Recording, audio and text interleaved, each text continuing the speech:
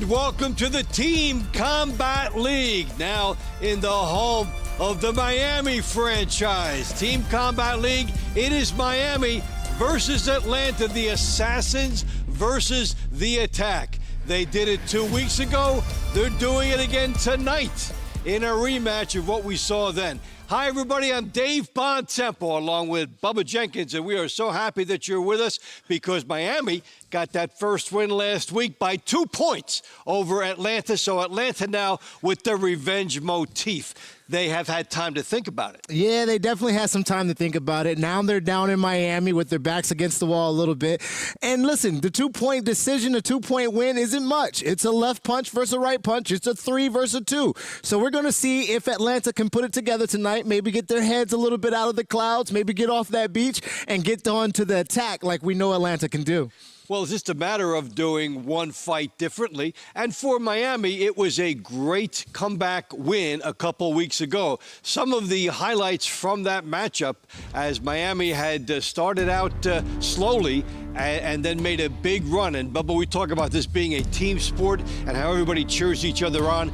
We felt the electricity from the Miami team as they started to rally. Absolutely, and you can see that with the comeback, you can tell that it was all about the team on the bench, rooting for the people that were inside that ring, getting them activated, and really having that support. That's usually what a rally does, a rally or a rally comeback. A comeback and a rally, usually they have you come back with your team support. Every round is the last round. Every round counts as one match. 24 of them add up for our team score. So every match utterly important. And what did that mean a couple weeks ago? Well, you'll see the impact of the standings as Dallas on top. The Las Vegas Hustle 2-0. Phoenix Fury making a big move behind the Philadelphia Smoke, the defending champion, and the Atlanta Attack trying to get right up there and join Miami in the win column. So basically, it's very tight. You know, you have a couple teams that only 2 points separated. You know, if you're the team that won, you're saying we can do it again. We already showed it. If you're the team that lost, you're saying, well, you know what? Just a little bit of a tweak. So we will start it out with the launch set, the first 8 rounds. Here you get a look at some of the big matchups that we're going to see. 8 of them started off, and then we'll have an 8-set card for the middle and an 8-set card for the ends.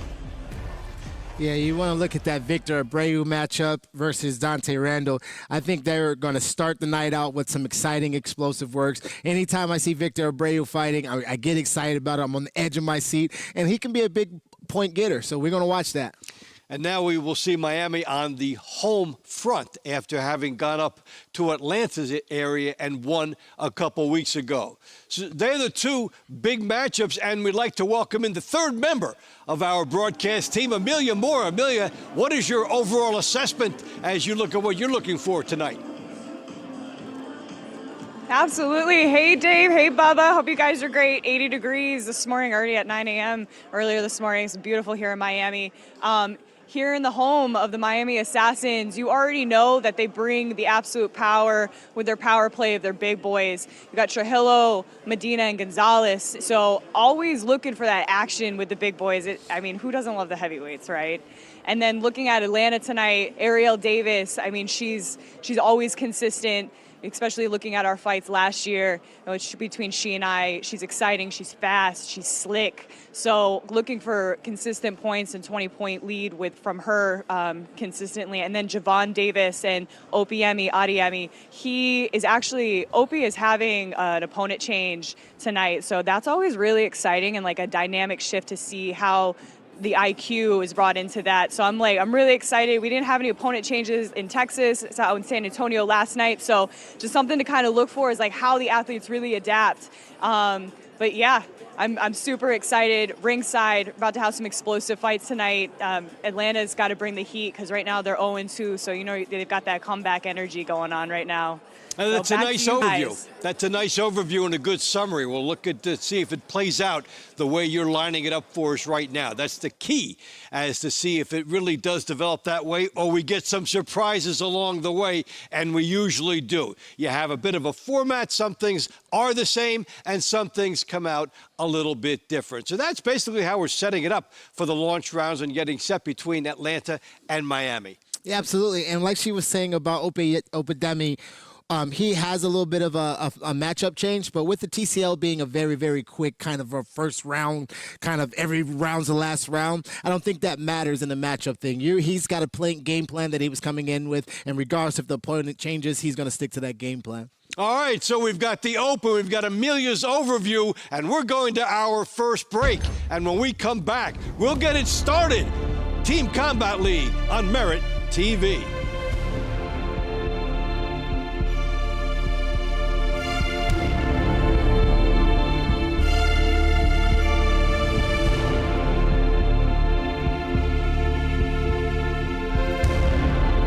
Who doesn't like a good old-fashioned car check? Get out of the car. How come you didn't stop? I don't want it. As far as dumb drugs, Give you guys a couple minutes to get dressed. Well, what brought you guys all the way up here? Sex. it's just plain stupid behavior. I'll see you for Cops Reloaded on Merit TV. Oh, by the way, you're under arrest. As a physician, there were some tough lessons of life. We have no say on quantity, but I can help with quality of life. And that became my life's mission. And that's how I started Balance of Nature. It's my desire to help people's lives. And this is the best way I can do it. Get 35% off your first set as a preferred customer. Claim this offer by using discount code. Talk is cheap when it comes to saving our country. We're not just any cell phone service provider. We're Patriot Mobile. It's not enough to simply talk about values. We live them. Defending life, protecting our First and Second Amendments, and celebrating our military and first responder heroes. We're boots on the ground making a difference. We're America's only Christian conservative wireless provider with nationwide coverage on all 3 major networks and 100% US-based customer service. Join Patriot Mobile today and make an impact every time you use your cell phone. Balance of Nature is a proud partner of the Team Combat League. As a preferred customer, get 35% off your first set when you use code FIGHT. Go to balanceofnature.com or call today. Atlanta and Miami have got it teed up. Let's go there and get rolling.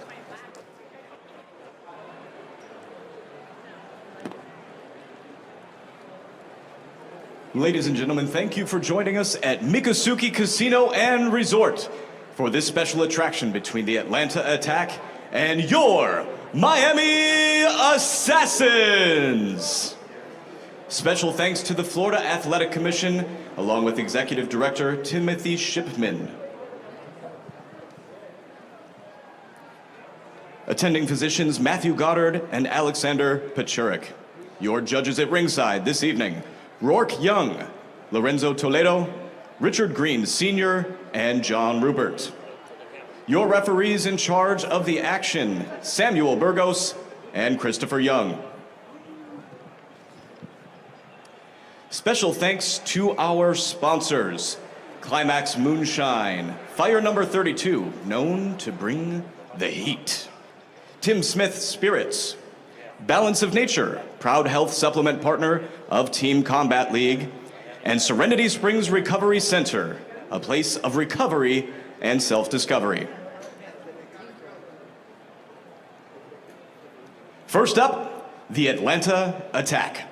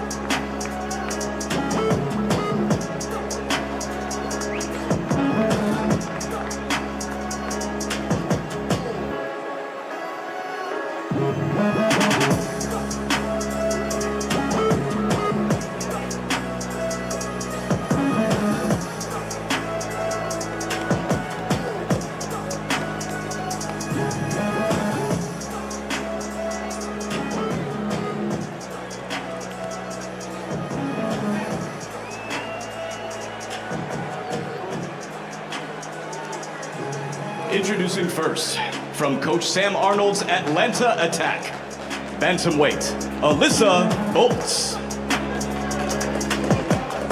Featherweight, Dante Randall. At Featherweight, Deirdre Boom Rhodes. At Lightweight, Doctress Doc the Giant Robinson. At Welterweight, Javon Big Wolf Davis. U.S. Army veteran fighting at Super Welterweight, Amin Mitchell. At Middleweight, Vaughn the Animal Alexander. At Heavyweight, Jamal Knockout Woods. In Lightweight, Opeyemi Sense Boy Adeyemi.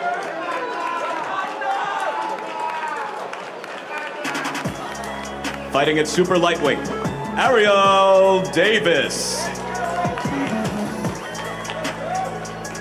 In the Welterweight division, Ryan Blue Chip Martin.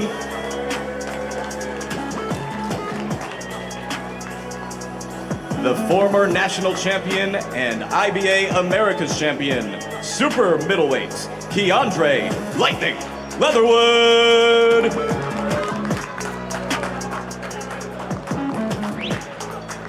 The multi-time national champion and former Team USA member, light heavyweight, the great Money Powell.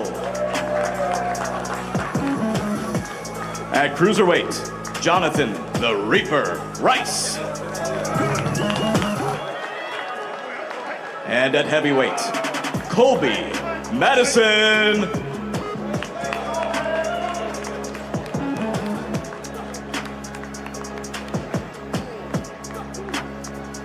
Introducing your Miami Assassins from Coach Herman Caicedo.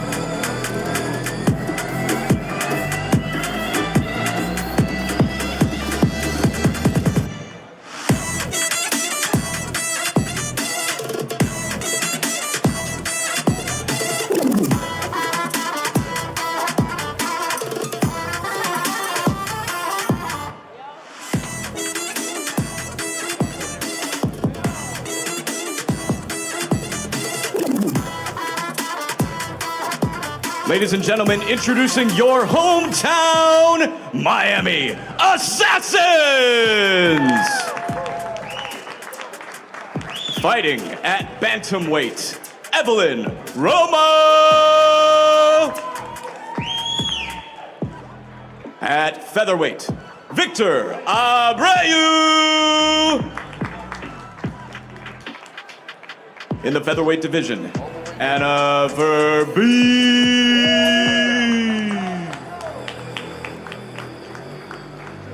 In the lightweight division, former Olympian and WBA featherweight champion, Claudio the Matrix Marrero!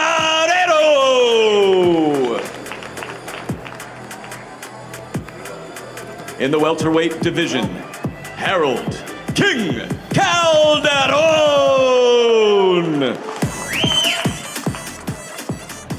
Fighting at super welterweight, Justin Pierce. In the middleweight division, World Championship Games bronze medalist, Pedro El Niño Veitia. At heavyweight, the current undisputed bare knuckle champion, Gustavo, the Cuban assassin, Trujillo.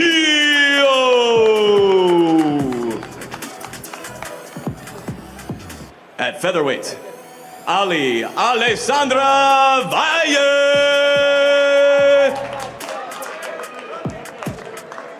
Fighting at lightweight, Charles Petit.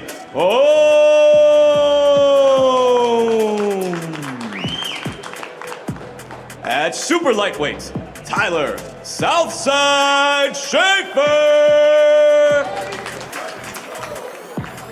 In the welterweight division, Sasha Tutor.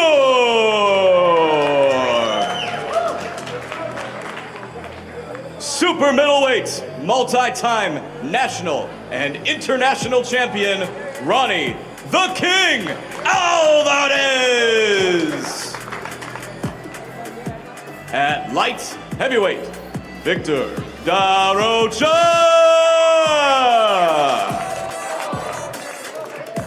At cruiserweight, two-time light heavyweight world title challenger, Uniski, the monster, Gonzalez. And at heavyweight, Lorenzo Medina.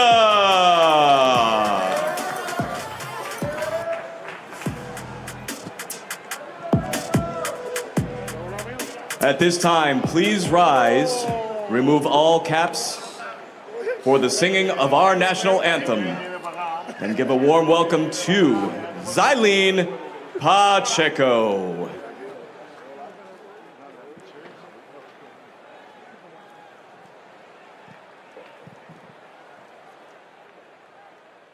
Oh, say, can you see by the dawn's early light one so proudly we hailed at the twilight's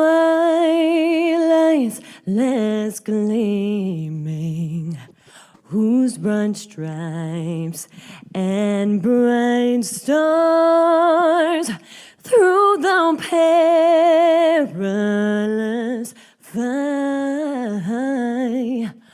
o'er the ramparts we watched were so gallantly streaming, and the rocket's red glare, the bombs bursting in air, gave proof through the night that our flag was still there. Oh, say does that star-spangled banner yet wave o'er the land of the free and the home of the brave?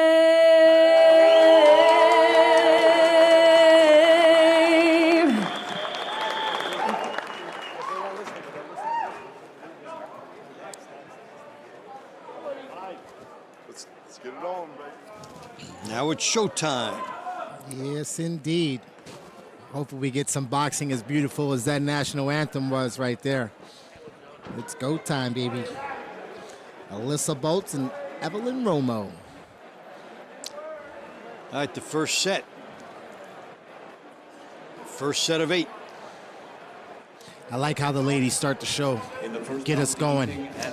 Excited to see it. And Evelyn Romo.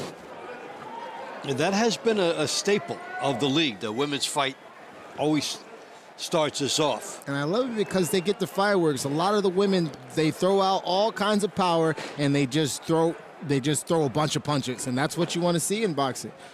very good technique, and a whole lot of punches. Now, we've seen that throughout the league, whether you're talking about Melissa Parker or Paige Gilbert or Cardenas. There are exciting beginnings to the shows. Yes, indeed. And Evelyn Romo came out pumping that jab, firing that jab, and really looking for her offense. Alyssa Bolt did a good job of calming Evelyn down a little bit with her own jab. You see the trunk colors denoting the teams, Romo in the teal. It's good punching over the top by Alyssa Bolt, but she's getting beat to the punch a little bit by Evelyn Romo. A nice even matchup right here. Yeah, Romo getting in there first with the jab. And they're just missing. They're almost connecting. Both of these females. They're, you know, as we get started, just on the outside of the range. Those connected right there. So those are good punches. Well, got to step in a little bit more. Romo made the first gamble as she decided to get closer and try to get inside the jab. And sometimes, if you can't slip inside the jab, what's the other way you can do it? You got to move with your head. You got to move with your motion. These women are definitely getting punching from out of the range. So a lot of times you got to get inside with your motion. And that's a lot of what Evelyn Romo is doing. Romo is landing the best shots now. Yes, indeed. Alyssa Bolt's got to use her range. You know, she's a taller fighter. She's got to stay on the outside and stick and move with the longer, what I call a broom. Stick and move with that jab a little bit. Get her outside. Evelyn Romo is moving on the inside, bobbing and weaving and getting on the inside and ripping. Good hook there by Romo. And Bolt's not able to snap that jab out. Yeah. It's a good two right there by Bolts, but she didn't have any power on it, so Evelyn Romo just walked right through it, as she's been doing the whole night. Alyssa Bolt needs to put a little bit of steam on her punches, a little bit of more emphasis on her punches, because they're getting walked through. She needs to sit down on them. Yes, indeed. Sit down on them. Good right hand here by Romo, because you want the positioning, but it's a split-second timing. You have to plant those feet to shift the weight. And she's doing a good job of throwing that 1-2 cross the same time as Evelyn Romo, and she's actually landing because she's the taller fighter, and they're going about the same time. But the effectiveness is all on Romo's side. Bolt is not really as effective as she would like to be, as she's throwing the same punches. Good effort here by Romo all the way around. And she's on that gas pedal, hasn't backed up yet. Coming forward. Good hook to emphasize it at the end by Romo. Nice left hook. Bully ball right there a little bit. This looks like 10 to Miami for me. Indeed. Indeed. We had a good streak going last night. Let's get it going this night. The women started soft, and we really got the fireworks started with that one. Look at that left hook that lands right there on the chin. And she's moving backwards. She just kept throwing that overhand, throwing that left hook. It landed so many times. Then she started ripping on the body. These women really know what they're doing when it comes to the skill side or the inside of this boxing. Your winner, 10-9 to Miami, Evelyn Romo. No surprise there. Well, she makes the score 10 had to the 9, tenacity Miami. to stand there. Next up, and let the punches whiz by. In the featherweight division. Indeed. Dante Randall and Victor Abreu. And I'm excited about this one because we'll see this fight a couple times tonight. We'll see it in the money set, and we'll get a good look here at how these men start their night off to give us an understanding of what their mindset might be for the money rounds. I like the fact that one set of fighters comes out of the ring, another set is right in there, and we get going. Fast league right here at TCL. We like to get the action going and keep it going. Really ties in a lot with how people like to watch sports. Indeed. They want the fast pace, they want continual action. Now, you don't like something you see in one fight, bing, got another one right away. Wait 3 minutes, go to the bathroom break, come right back. We got another action going, different weight class, possibly women are fighting, men are fighting.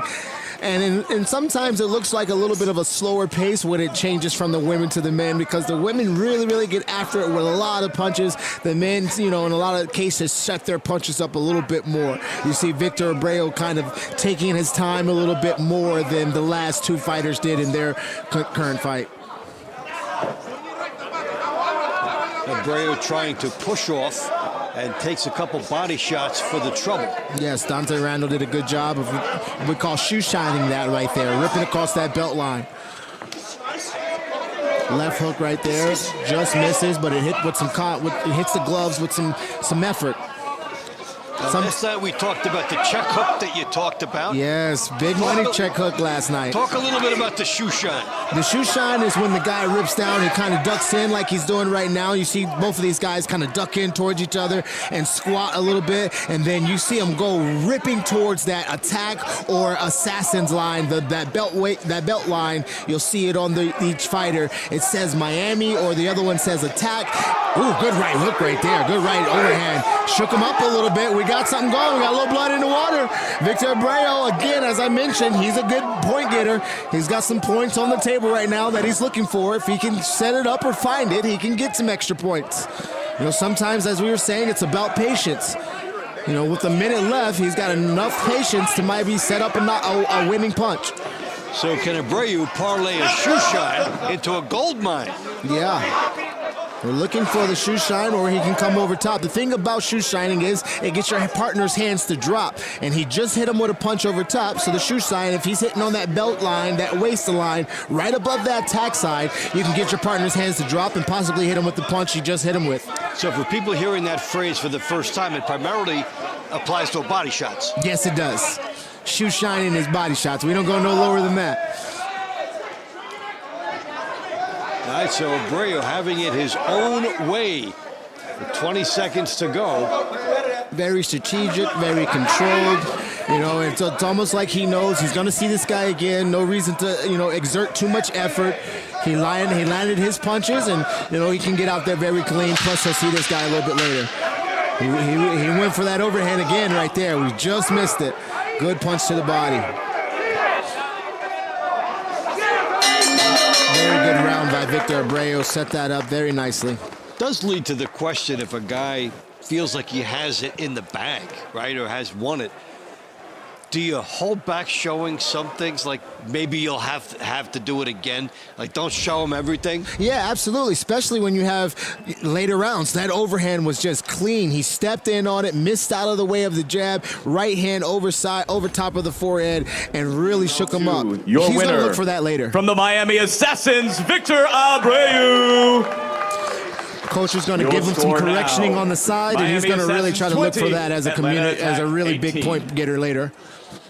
And on the other side, the other guy's got to make the adjustment. Introducing round 3 in the featherweight division from the Atlanta Attack, Deirdre Rhodes and Miami's Anna Verby. So here we go. Deirdre Rhodes, one of the better fighters on the Atlanta team, a 2-1 record. Yeah, it's good to see that, you possibly get a fighter like this to stop the nosebleed that Atlanta's currently taking. When you have a 2-0 team or 0-2 team, you have to jump on them fast because they haven't got a win, and they might be feeling like this is the same old with the losses they've had. So if you could come out like Miami and jump on them fast, start out 2-0, possibly 3-0, you could possibly get the night over with earlier than expected, because they might not have the fight they would necessarily need to come and stop themselves from going 0-3. And that's one aspect from the Miami perspective. And from the Atlanta perspective, it's, we came up just short last time. One person wins who lost last time, and we'll be fine. Absolutely. Verby with a nice physique.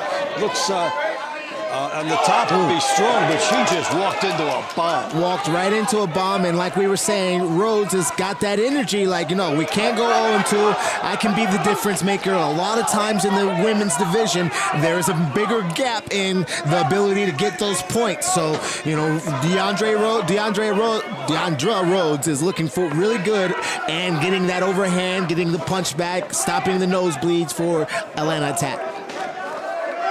And this time she lands the right hand behind the jab and followed the jab as she stepped in. Took a 1-2 on her way out of that, though, you know. Gave some energy there. It wasn't really effective energy, just kind of making the referee make her look like she wants to do something. And as Anna Verbeek stepped in and really popped her with 2 punches that were confident.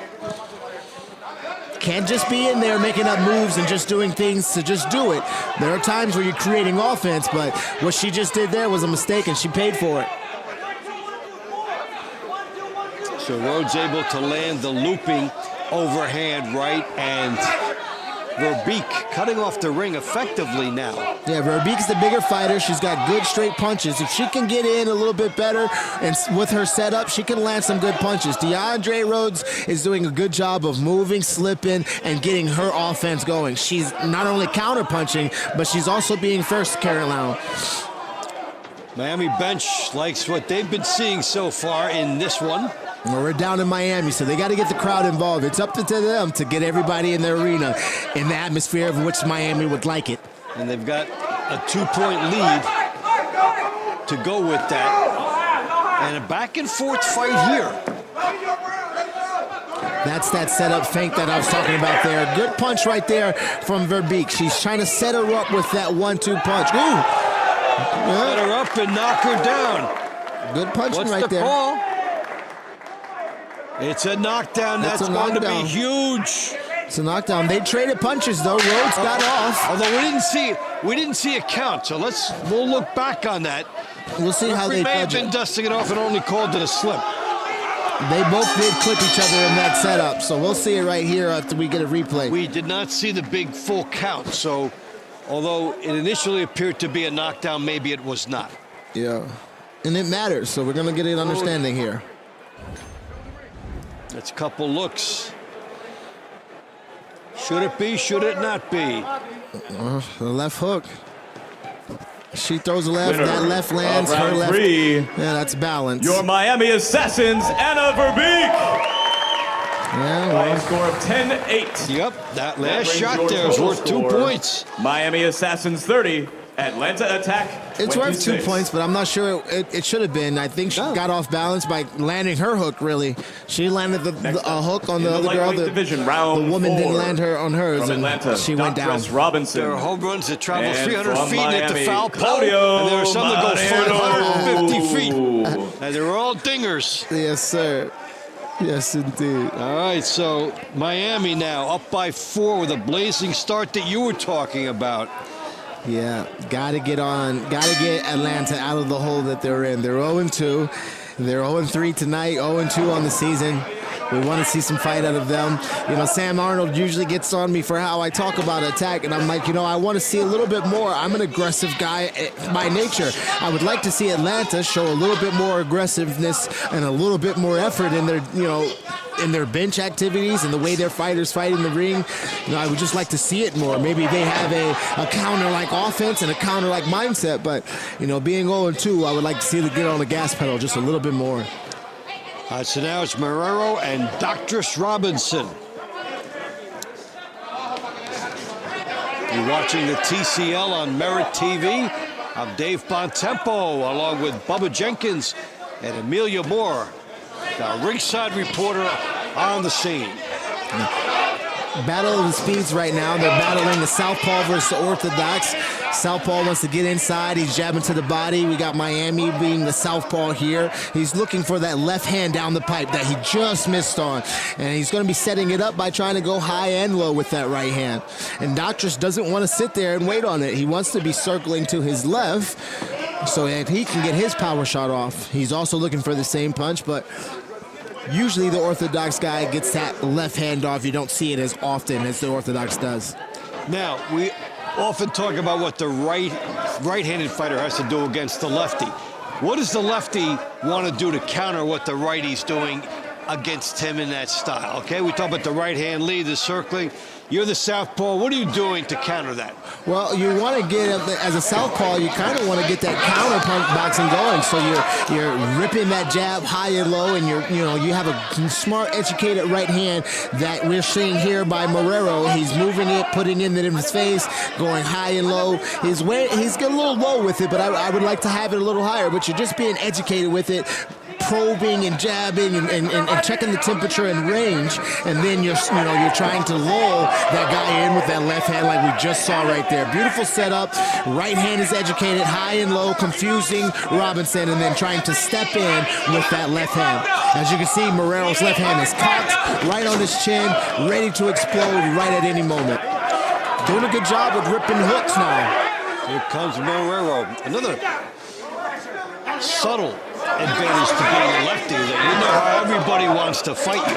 Yeah. So you get very skilled at how people are coming after you. And Morero is on the attack here for Miami, trying to finish strong. Left hook that landed beautifully, and he got it out of the way of Robinson. And this is surprising because I was at a fight not that long ago where I saw Dr. Robinson walk a man down, and it seems like Robinson's a little bit on the back foot, and Marrero's giving him everything he can handle.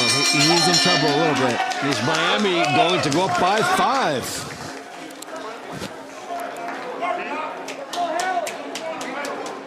Let's take a look at this flurry right here. Doctress is on the ropes right here, a rip to the body, another shoe shining when he starts going back and forth, and then a nice little left hook to end that on the way out. Cleared out of his hook as well. Excellent sequence. The body, the head, the uppercut, and he wasn't caught in the counter. Indeed. Your winner from round 4, from Miami, Claudio Marrero, by a score of 10-9. That brings your total score. Miami Assassins 40, Atlanta Attack 35. Well, we're halfway through the launch set, and only one team has launched. Yeah, the attack Entering are the ring not now really in the attacking welterweight right now. division. From the Atlanta Attack, Javon Davis. And for the Miami Assassins, Harold King Calderon. We have a lot of fight left, and we have a long way to go. And I know that Attack has some good guys in the money round, good women and men in the money round. And we're going to see Ariel Davis a little later, Ryan Martin. We'll see them pick up the pace a little bit. This is one of the rounds we had our eyes on, as far as a round to watch in the launch set. Javon Davis, Harold Calderon. Calderon for Miami, southpaw. Yeah, I've seen Javon Davis. He's been here a couple of times. He's been in the TCL for 2 years or more, and he's always had a good record, always fought very well, very smart, educated fighter, and we're going to see if he can figure Harold Calderon out. Calderon's a big puncher, likes to get his punches off on a countering basis, and he's definitely hurt some folks in the TCL. You hear a lot of times the coaches saying, be first, be first. See that motion, Javon Davis is getting motion going. He might be a little stagnant. He's trying to get some offense coming out of Harold Calderon. He'll have to be a little closer, and you'll see Davis work out his spot on the ring because he's taking a shot backing up, but he wants to be close enough to launch that right hand lead because right now he's about a foot or two short. About a foot or two short, and it's that nervous pressure, that nervous bubble that we call. That's that bubble you got to step into. You might get hit, but you also, that's where the sweet part is. That's where the sweet spot of the punches and offense are. So yeah, you might get hit on your way in, you might get hit on your way out, but in is where you got to be. So the nervous bubble is where that feast or famine saga lies. It's right where their first 2 feet, their lead legs meet. Right in that little area. Once you step inside the leg, now you're inside of punching range. So when you're on the outside, you're on the edge of that little, what we would call that nervous bubble, right where you would either move or try to take a shot if you're a wrestler. But in boxing, you would be stepping inside these bubbles and then doing your damage. Gotta move your feet, gotta punch with your feet when you're in boxing. Good punches right there by Javon Davis. Good uppercut. Davis sticking it out and Calderon trying to get through him and dictate where this fight is. Good spin right there, not letting Calderon try to bully him in the corner. Davis is good on his effort right now. He's good on his attacks. Nice 1-2 right there, miss out of the way. He's doing a lot of, what is it called? Bolo and what is it? when the bull comes through. We said it like Matador and the bull. and you see him walking like a matador. He's got one hand posted, one hand short. He almost looks like he can wave a little red flag when he's moving out of the way of Calderon. He's definitely playing matador right now. That bull better not catch up with you. No, he better not, because those punches from Calderon are always going to mean seriousness. So, is it going to be the matador, or is it going to be the bull? This is what the judges are going to tell us in just a moment. Matador felt good. Javon Davis felt good, looked good, and maybe he stopped the nosebleed. I thought he did enough to win that round for Atlanta. It's something that started out good for Miami, and then Davis found his rhythm.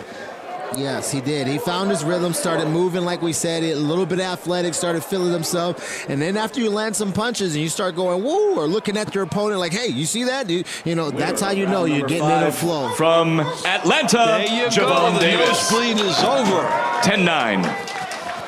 And the attack. That brings your total score. It's on the board. Miami Assassins 49. We'll see that in the money rounds. 45.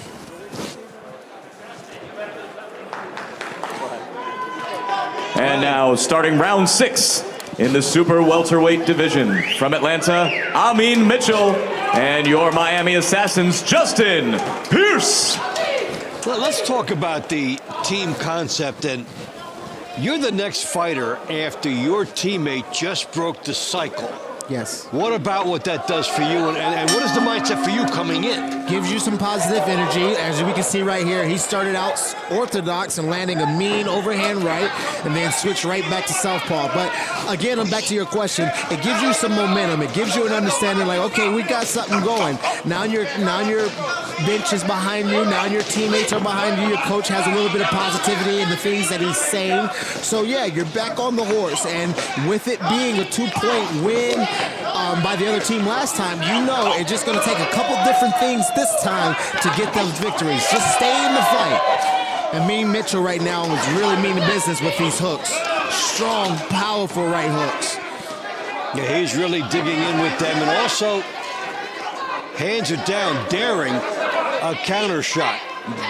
And he does it with the other hand. And getting a lot of leverage on their punches. Sometimes the danger of putting your hands down is getting punched, but a lot of times when you're feeling athletic and you're feeling like you're in your flow, a lot of people put their hands down just to capitalize on that speed and athleticism. And he missed there trying to gain leverage with that same concept. Now, when Mitchell had his hands down, it looked for all the world like he was going to pop up with a hook with the hand that was down. Yes. And what he did, he scored with the opposite hand. Absolutely, and that's that gazelle punch, bolo punch that we're talking about. Gives you a little confusion, but you're using your athleticism and speed. He just got hit with a counter punch right there, but Atlanta's doing a good job right now trying to come back from being down, and also knowing that Miami rallied last time. Maybe they might be the ones that have to rally this time, but they're doing a good job of getting back in this fight with Amin Mitchell. With a minute and 15 left, I think he's controlling this round. Good body work by Mitchell, and he's got the sights on the shots coming at him, so he ties up, evades the counter shots coming to him, springs back into action, and lands a nice, crisp right hook to the body. Yeah, good uppercut, good overhand. I mean, beautiful in and out motion right there. He's looking very, very... You see when you start bouncing like that, you start feeling yourself. He's missed 3 or 4 punches, and now he's feeling like he's the new Mayweather or that new athlete in there that just untouchable. He might start playing a beat it beat, you know, a little Michael Jackson in here. Left hand landed, and he's feeling really good, and he's landing really good. You got to check the tape on how many percentage, what his percentage is with landing, because he's missing like he's supposed to, and sticking where he needs to. And the punches that are going by him are not missing by much, but he's staying in the pocket. Yes. Which is a really a tough thing to do. Yes, as we talked about, he stayed in that little nervous bubble area and got a lot of work in there. He really did get busy this round. Good job with attack, coming out with that momentum and really showing that they're still in this fight. All right, so they conclude. And did Atlanta make it 2 in a row? Yes, they did. Which would tighten up things a lot with 2 fights left in the launch set.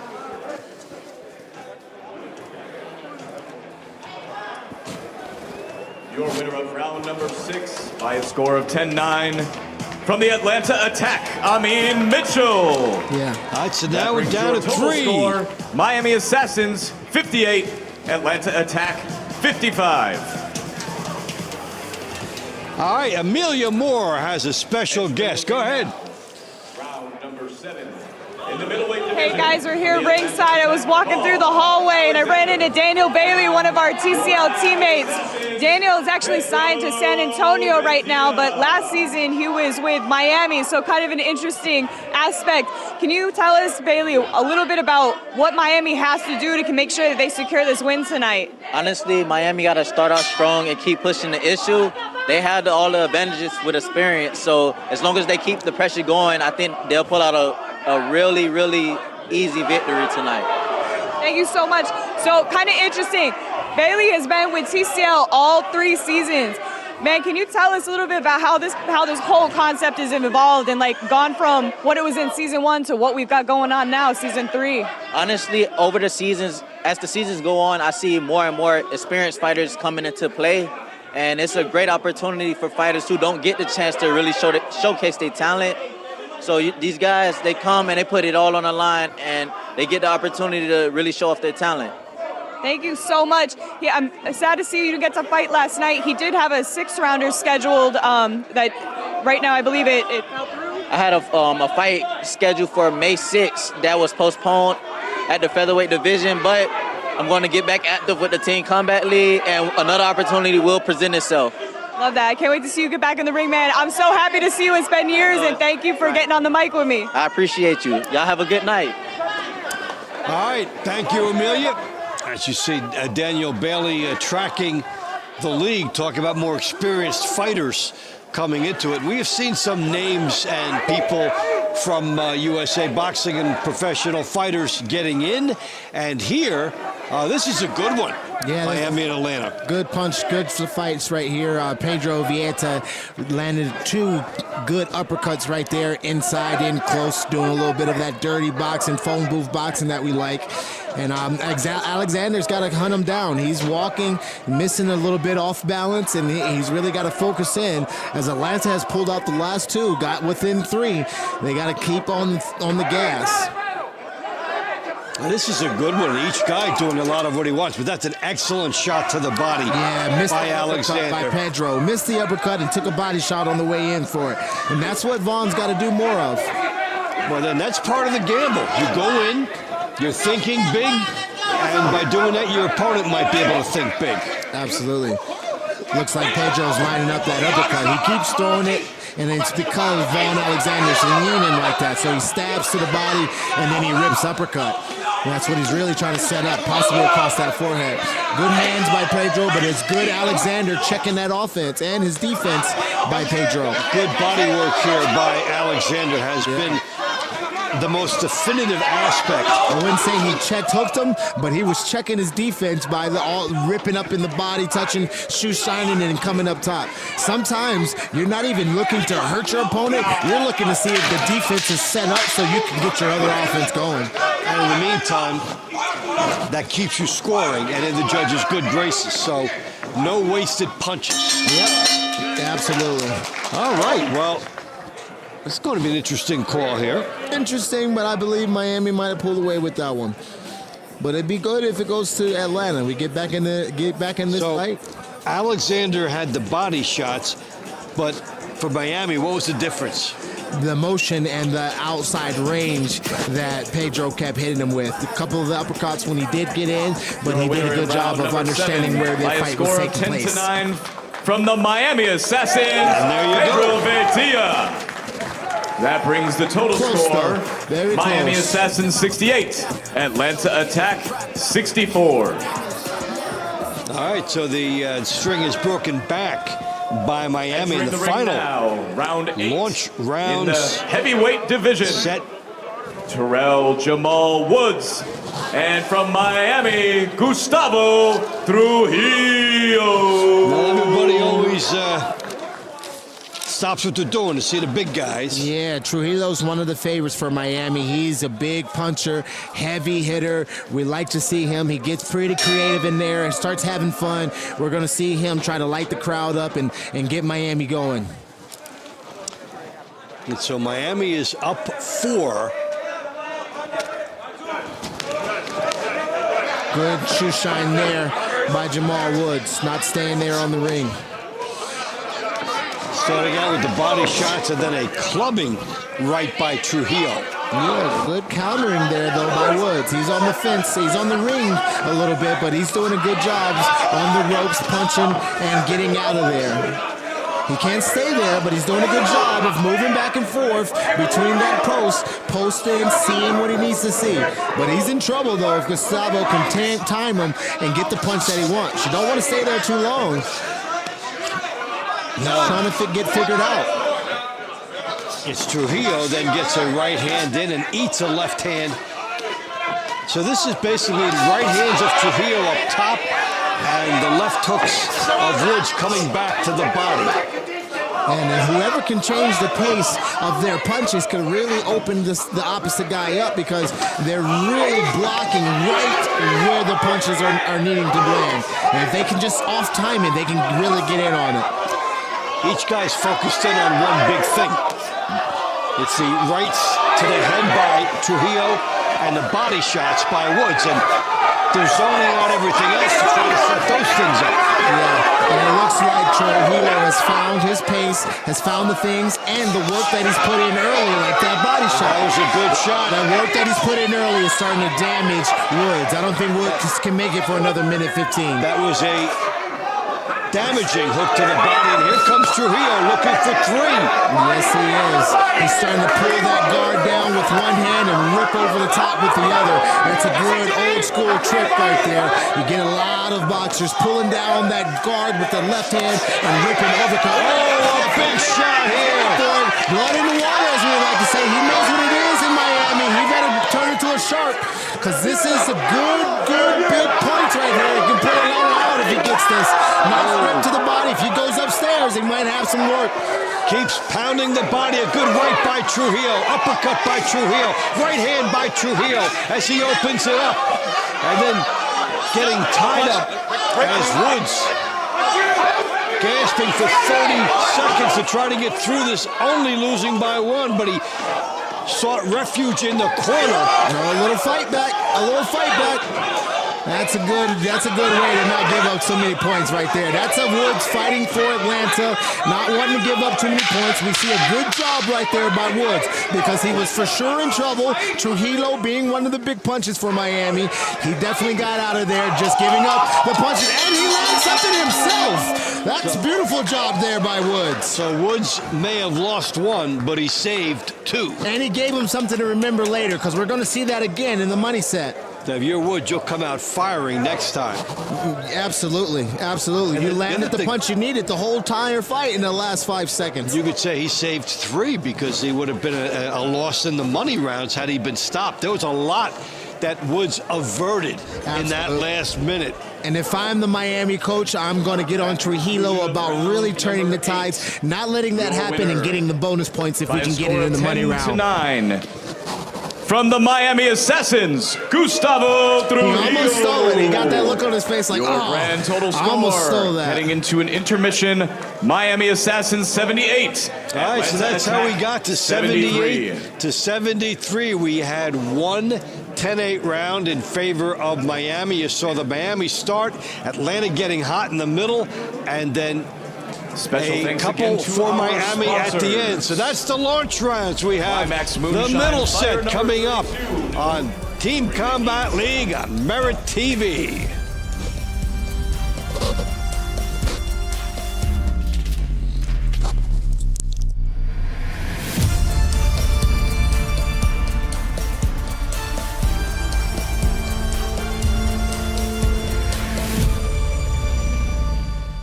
Step into a world of simplicity, reflection, and tranquility. Tell me what I did! Enjoy private accommodations, curated meals, and a minimalist lifestyle designed to help you reconnect with what truly matters. And I will wanna walk. Let go of distractions and embrace the calm. Break it up! Start your quiet exploration in jail every weekday, only on MeritTV. I was drinking every day. I was hooked on oxys. My husband turned into someone I didn't recognize. The addiction crisis. Worse than a pandemic, we have a growing epidemic. There are approximately 20 alcohol and drug-related deaths per hour every single day. Addiction is a disease. Like any other disease, it may have serious harmful effects and may lead to death if left untreated. Introducing Serenity Springs Recovery Center, a place of recovery and rediscovery. We understand the unique challenges men face in their journey to recovery. Set on 38 private acres, our state-of-the-art facility offers a safe, supportive environment for healing and growth. Our team of dedicated professionals specializes in evidence-based treatment, providing our patients with the tools to overcome addiction and achieve long-term sobriety. If you or a loved one needs to make a change, call us today at 386-423-4540 or visit us online at serenityspringsrecovery.com and reclaim your life. Team Combat League Boxing is brought to you by Serenity Springs Recovery Center. Serenity Springs, a place of recovery and self-discovery. Well, we saw some recovery in the middle of that launch set by Atlanta, and then Miami pulling away with a couple of fireworks at the end. Dave Bontempo, Bubba Jenkins. Yes. What a good set that we had to get us started, and Miami comes out with a swagger. Yeah, Miami came out with a swagger, came out jumping on them early. They had already gotten the win from them, being that they won 2 points last time. So it's up to Atlanta to come out to change the tide. They did have a mediocre first round, and we're going to see them try to come on, put some of their big dogs out here in this middle set. All right, so let's take a look at how Miami got out that far. A couple of early wins, and then in the third fight of the night, Anna Verby had a definitive shot, Bubba, that really changed this. She took a shot, and it was a back-and-forth struggle. But then she would land that shot. She would land that little whisper hook right there that, kind of put her down. Like I said, Rhodes, I believe, had landed the hook and they threw her off balance. And she ended up still in the round that they needed. I believe Atlanta needed that round, and that might be the 2 points that Miami needs in the end to try and change this fight. And this is a tale of two outcomes as Trujillo looked for all the world that he was going to put a 3-point hurting and maybe 4 on Woods. And there was one punch that turned a 3-pointer into almost a 3-pointer the other way with the round ender. So there's going to be something to look for as we hit this money set. All right, so here's the middle rounds fight card. You take a look at what we're going to be seeing here. And one of the matchups that we're looking at is Davis and Schaefer. Yeah, I'm excited now. Every year I talk about Ariel Davis and how well of a fighter she is, how much skill she has. I'm excited to see her come out again. She's one of my favorites. I'm not going to be biased. Ariel, do your thing. I'm excited for you tonight. And we're going to see a show from her because she's coming back again in the money set. Well, Bubba's not biased, but he does have you up halfway through before we even start. Let's go inside and get our middle set underway.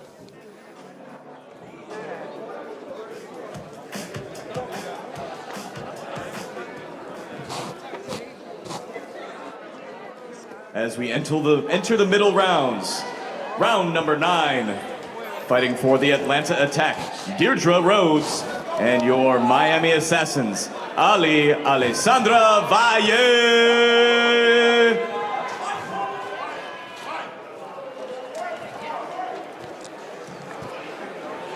So Rhodes, who was on the bad end of that hook from Verby, now gets a second opportunity against a different opponent. I think she was a bad end. She was on the bad end of the judges on that one. As I saw the tape, she didn't really get hit. Her balance from her punch kind of threw her off. But she's dealing with someone who's very, very aggressive right here in Miami's Ali. That overhand right she clipped. The last woman with wasn't there right now, even though she was looking for it. Ali's seeing that she can stay low, pepper that jab, go in and out. She might get out of Rhodes' way with that overhand right being her most effective punch.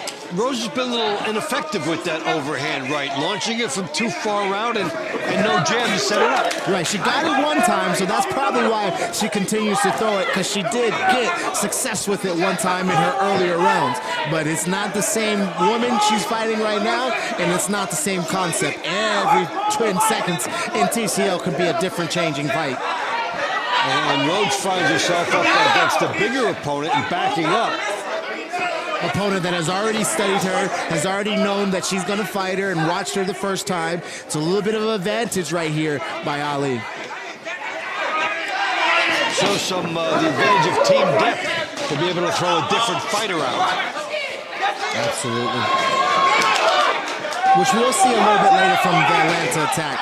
We'll see a couple of their different fighters come out. And, you know, they're in the bigger rounds, money rounds. We'll see them a little bit later in this money set. And Ali is teeing off here.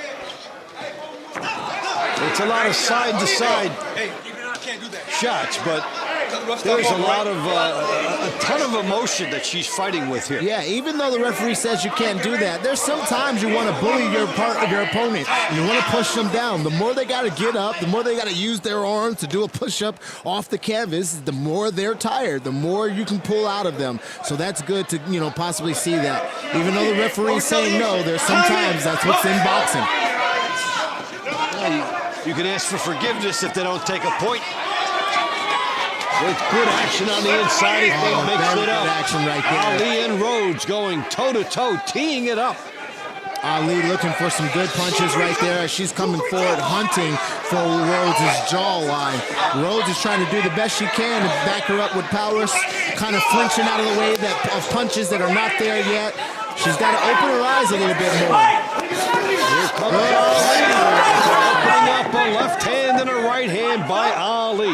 Rhodes has got to do a better job of holding on because she's outmatched right now and she's trying to do what she can to not give up any bonus points. And if I'm Miami, I'm with her. I'm on the sideline yelling for her to get going and really try to pick up these points because she's ahead on every facet. And these big right hands are getting in by Ali in the body shot. She did go for it. Yeah, she did. It didn't come to fruition, but she left nothing on the table. Yeah, she went looking for it, and as a teammate, that's all you can ask for. That was a good performance by Miami right there. And a good performance if you're talking about not giving up the bonus points by Rhodes. Miami continuing to be effective. That was a spirited effort by Ali. Nice rip to the body right there. She got caught with a left hook to the face, tried to go double up on that rip to the body, and then she traded that overhand with an uppercut. Beautiful job from the Miami Assassins, by a score of 10-9, Ali Alessandra Valle. That brings the total score. Miami Assassins 88, Atlanta Attack 82. This is a different fight than the first time. Entering the ring now. Atlanta had that number big 10 lead, in the and lightweight Miami division. came surging back. Atlanta. Yeah, not looking good when it comes to a surge back because we know that Miami is going to get stronger later in the rounds, being that they surged back in the last fight. So if they can do anything again, learning from the last thing, it's to start better, and they have. And now if you're in the Miami side, you're saying, look, this is where we made a big move last time and we're already way up. Yeah, you're playing with house's money versus what you saw last time. Nice shoe shine right there. Getting involved. There's Opeyami. Home and Adiyami. Yeah, this is the fight change that we were talking about. You know, how they change the opponent. But when you're a fighter and you just get in there and get going, it don't matter the opponent. They are both ripping. They are swinging. Big overhand punch right there. Opeyami lands a nice overhand. Kind of dazes Charles a little bit. And definitely rips him by another overhand. He's doing a great job with that overhand right. And that might put the lights out. Doing a good shot right here. A left hook, a right hand, a body shot. Opeyami trying to open up. Right hand. He keeps finding that over and over. He keeps going around the guard, ripping to the body, and then out of nowhere, timing that jab, and then boom, overhand right. Watch next time. Charles throws a jab, and then overhand right by Opeyami. Good left hook right around the jab. Yes, he's doing a good job of coming around the guard. You see kind of how looping Opeyame's punches are? That's because he's getting around that tight guard that Charles has got in front of us. There's a crisp hook thrown out by Holm. Oh, there was that home run shot all the way from Atlanta. Yes, and that's the difference. Sometimes you get it, sometimes you don't. That's just a matter of inches. Last time he landed that punch on his forehead. This time that jab stunned him and backed him up a little bit. And that's the fight game. That's the gamble. Yeah, and because he did not telegraph that right hand, there was no time for Holm to make him pay for it. Right. Good in-body work right here. Opeyame's changed up that outside punching and started shoe-shining and ripping the uppercut going against the body right there. But Charles is still in this fight. Don't get me wrong. Holm can still change the matter of what was going on because I still believe, even though he got dazed earlier, he still has found his way in this fight. Got hit with a hook right there and just missed his, but he's still here. Good hooks to the body here by Atlanta. Yeah, and we might see this fight later in the next round, so it's good that they got a little bit of reading, and that's sometimes what you see here in the TCL. You see these guys get a 2-minute read, a 2-minute temperature check on their opponent and say, okay, I got you in the next round. I'm gonna take this last minute off, maybe coast a little bit, maybe showboat, get the fans involved. I've already won, and that's what I think I'm seeing from Opeyame. He's already won, he's got the round handled. We're gonna see him again a little bit later, so try to hold something back, maybe something you can show. Yeah, let me get the crowd involved on some gladiator. Win the crowd, win your freedom. Do some antics, and really, he's doing a lot of good work as well. He's ripping the body. Let's see if the judges read it the same way he did. Yeah, you would think that he was a home fighter the way he fought. And I believe I did see him on Miami's team last year, so this is a fight change, or a city change for him. Up in weight class Your as well. last round was brought to you by Climax Moonshine, fire number 32. That was a spirited tussle. Absolutely, an attack got on the board right there. Your winner, round number 10 by a score of 10-9, the Atlanta Attack. So Opeyame's almost automatic the way he did Our this. total score of the evening: Miami Assassins 97, Atlanta Attack 92. And here's the fighter that I've been talking about, that I always rave about. In the junior welterweight division, Ariel Davis. From the Atlanta Attack, Ariel very Davis. Skilled, very and fast. from the Miami Assassins, she's got a game opponent right now in Tyler Schaefer. Yeah, you're right. Tyler Schaefer won 3-1, but the one was a knockout. Spent 11 years as a BMX racer. Turned pro at 17, retired at 19. Had a span at a fashion institute, design and merchandising. Well-rounded. Yeah, she sounds like she got one of my portfolios. Well, tell you what, she's been motivated. Her 7-year-old sister passed away from cancer, Erin, in 2010, and she has used all of that to dedicate her life to her sister. Yeah, that's good to hear, man. And she's definitely fighting with that sister's heart right now, doing a good job of kind of confusing Ariel Davis. Fighting with a good understanding of, she's got a tough fighter in front of her. Ariel Davis is looking for that overhand that she just did, and she's probably got to set up a little bit more of her punches. She's just missing, just slightly off, but I believe she'll find it with as much time as there is left. Just missed it there, but was closer. Has the height and reach advantage, does Ariel Davis. She's a good striker when it comes to being first, and she's a good counter puncher when it comes to being the second puncher. You'll see sometimes she goes first. She makes a little noise to let you know she's landing, but she goes first, and then sometimes she'll back up and look for that checked hook that we spoke about. It's been an excellent pace by both fighters, and they both maintained their balance, which is why they've been able to punch with authority. Yes, indeed. That 1-2 is looking good. And if she can get a little faster with that third punch after she throws her 1-2, she might be able to land on Tyler. She's throwing a good 1-2 down the middle of the pipe, and then that left hand's coming up a little bit slow and a little bit late, as well as her check hook. And that could be a testament to how Tyler Schaefer's not only setting herself up, but also punching with the puncher. That's a Davis on the outside. Schaefer trying to get inside. Good move by Schaefer to get inside the jab. Absolutely, like you said, good motion right there. Some people are seeing, like, what is she doing? Is she twitching? She's giving herself a little bit of motion, a little bit of rock steady, so she can get on the inside of Ariel and possibly get a good punch off. Ariel's timing that rock and getting her jab off. That's the sweet science that you're seeing right here. That little shoulder shrug, inside-out shoulder thing that she's doing. She's trying to slip punches on her way inside to getting her offense going. Superb back and forth action from both sides. And here comes Schaefer trying to get in behind the jab and score. Davis got out of there and drew from the outside. And Davis has got to be careful of launching in, possibly getting caught with her own set of rushing type of punches. If she gets a good punch right there, there's something about that clack. When these women hear that clack, they start getting a little bit more serious with the last 10 seconds. It's a good idea. Try to leave an impression on the judges and leave nothing in the ring. Excellent battle between Ariel Davis and Tyler Schaefer. Man, that's all about who you really liked in that as far as a judge. You know, they went back and forth. Good jab right there.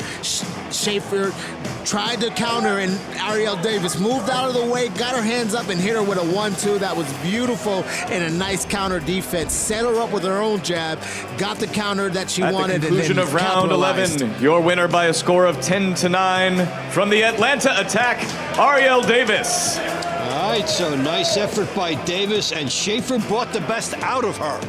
Yes, she did. That was a good round. Next, we'll see it again. Brought to you by maybe Balance Schaefer can get on the Nature. sideline, talk with her coaches, and maybe make some Team adjustments because she League. started out very well. Round number 12 is in the welterweight division. From the Atlanta Attack, Ryan Martin. And from your Miami Assassins, Sasha Tutor! I've seen Ryan Martin get some points here in the TCL before, so look out for him to try to capitalize in these middle sets. Okay, here we are, Martin and Tutor. Nice, tall, long-ranging jab by Tutor. That's something you want to see from a tall guy like that. Popping jab, nice stiff jab, and it looks really good. He's doing a good job of keeping that range. Put a little loop on it right there. So you stab it straight, you put a little loop on it, now you get your opponent guessing. Is it jab? Is he coming? Is it hooking? That's nice right there by Tutor. It's good when you can do a couple things off one look. Yeah, absolutely. Brian's got to do a better job of mixing it up because Tutor can see everything. He's actually hitting mitts with them. When your opponent starts throwing punches and you start with your palm of your hand hitting the tip of their knuckles, letting them know, man, I'm tapping everything you're throwing, it gives them a sad feeling of, man, I gotta change this up, man. You're basically hitting mitts with your opponent. Nice overhand right there that missed. That's a Tutor on the outside. I would advise Martin not to wait on Tutor. Tutor's trying to really get dangerous with some of those punches. Nice right hand right there, snuck inside the guard. If I was Martin, I would get more on the front of my foot and not wait for a Tutor, because what are you waiting for with a guy who's going to constantly pepper you with the jab and constantly looking for creative ways to hurt you? So Martin decides to tie up and try to change the momentum, change the spacing. There's that check hook that just missed that we talk about. Martin did a good job of throwing it because a lot of times he's coming with that cross. That's why Martin threw that check hook. He's looking at that cross that just missed. If he can shoulder roll with his left shoulder, miss that cross, and then hit him with the nice left hook, it'd be a good roll that we sometimes see Mayweather do. A lot of times you're going to see that shoulder roll and then that right hand shoot from the backside. That just like that. We missed it right there, but he stepped in on it. The shoulder roll, another way of saying you can't touch this. Absolutely. Mayweather, the genius, perfecting that technique. Probably historically the hardest fighter to hit. Absolutely. in history. And a lot of people have copied that style. And maybe not even perfected it like Mayweather, but just added a little bit of it as an arsenal to what they have as a defense, because the base of it is good. It's sound. If you can hide that chin behind that shoulder and time those straight punches, you can bob and weave where you need to and then reply as necessary. But you got to have your feet in the right place, and you got to time your opponent. Tutor's doing a good job of not allowing Martin to time him. He stepped in with a feint right there. He's timing, he's moving, stabbing the jab, going high, going low, going outside, going in. Very creative, but Martin's got to do a better job of just being first. I think Tudor took that just on optics alone. Yeah, because in the last 30 seconds, Martin was doing a lot of theatrics to get close to him, but could not get off. Didn't get off and got punched on a little bit. I felt that Tudor was in when he wanted to be in and out when he wanted to be out. Shoe shine right there, you know, hit him on the hip and hit him low right there, but nothing too aggressive from Martin, as we could see from the entire round. He kind of set on the back foot and didn't really get his offense going. Your winner, round number 12, by a score of 10-9, from the Miami Assassins, Sasha Tutor. Yeah, if I'm Atlanta, you know, being Sam Arnold, I would tell my fighters, come on, guys. I need a little bit more aggression. Don't get in there and start being selfish and Next fighting up, for yourself. round 13 I need to see a little bit super of effort. middleweight division. That fight, From the that Atlanta round was Attack, taken as if like maybe Leatherwood. we're up a couple of rounds And from and your we don't have to Miami get back in this. Assassin, If I'm the coach on the side, I'm upset with my fighter for not being a little bit more aggressive when the guy's sitting there, you know, bobbing, weaving, and showboating a little bit on you. You got to get in the fight. Don't let him steal it from you. All right. Literally the second half of the matchup. Keandre Leatherwood, one of the top fighters for Atlanta, and Ronnie Alvarez. Oh, nice 3-2 right there. Nice hooks by Alvarez. Stepping in on Leatherwood.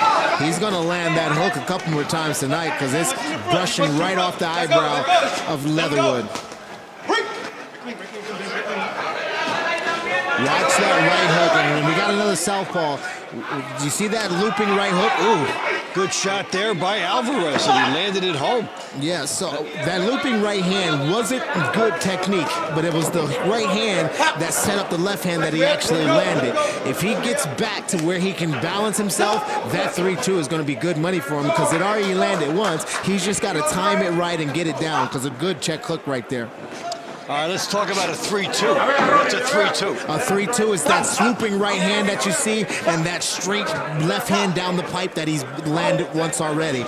He's putting it together with a 3, a right hand, and a 2, a left hand, right from the outside and the inside. So it's opening it up his guard by going on the outside, getting his eyes to open up the outside, and then splitting right down the pipe so that his nose is open for that too. It's a good setup that I love to use. And that overhand is good money as well because you start trying to hide away from that 2 coming right down the pipe, and you get your head out of the guard area, and that overhand comes around your guard and comes around your defense, and then you get surprised. It's a good setup by Alvarez.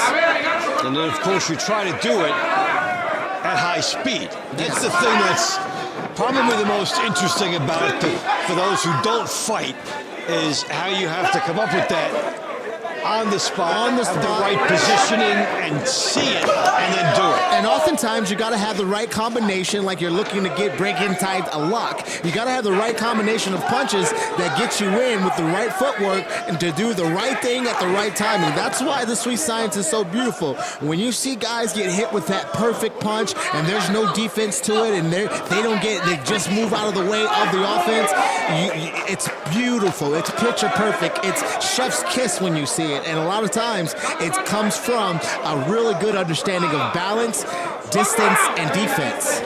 Well, we've had the heads come together. I understand he bent down, but you can't target, okay? Good. Looks like it's just a warning this time. Very important not to be penalized. That's a mammoth impact on your team. Absolutely. Got to fight for your team while you're in there. Leatherwood has done a good job of staying in this fight, but I think he's got hit with the more damaging punches.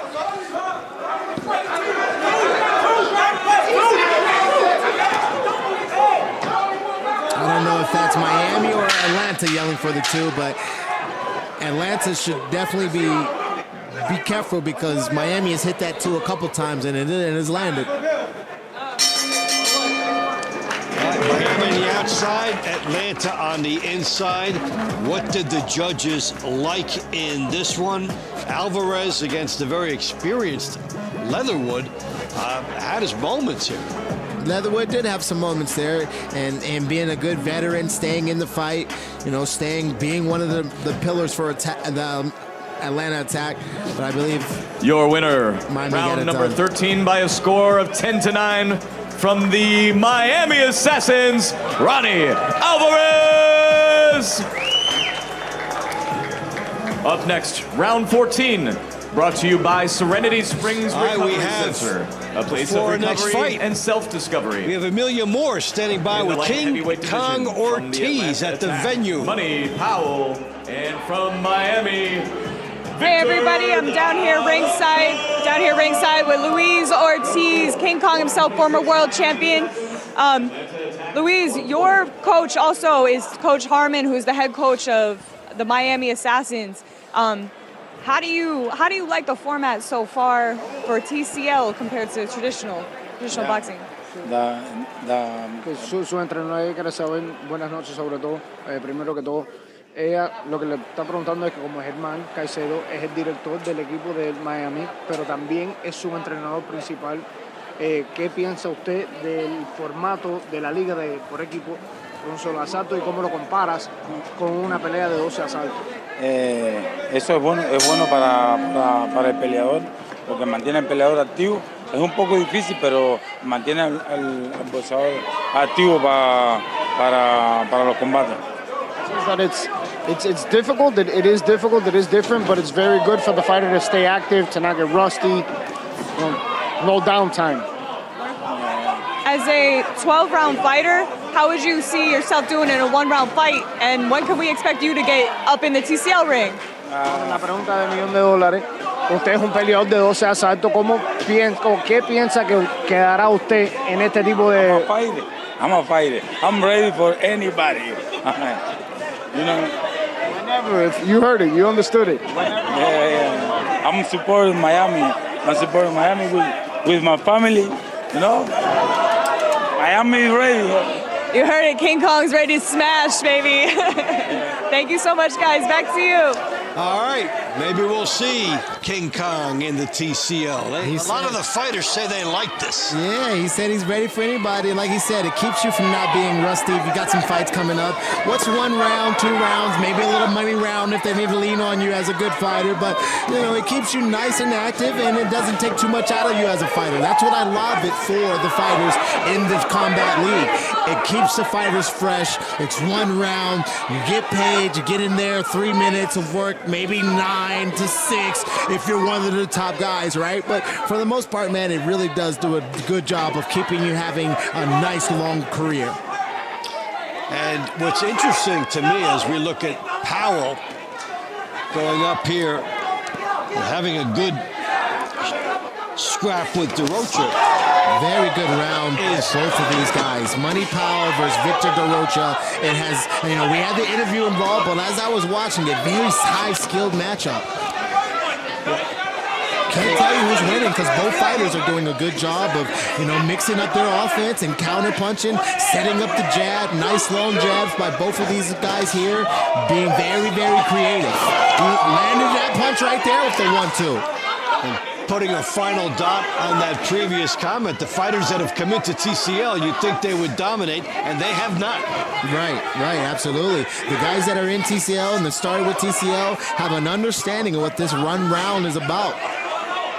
And it is fast-paced. It is an understanding that is different from most boxing rounds and from most boxers. All right, so Darocha and Money Powell, who fittingly is set up for the money rounds later. Going at it here, the final seconds. Miami setting up a big lead. Yeah, 6-point lead by Miami right here going into the money rounds. And guys are definitely having a good fight right here. Both men could have a reason for their win.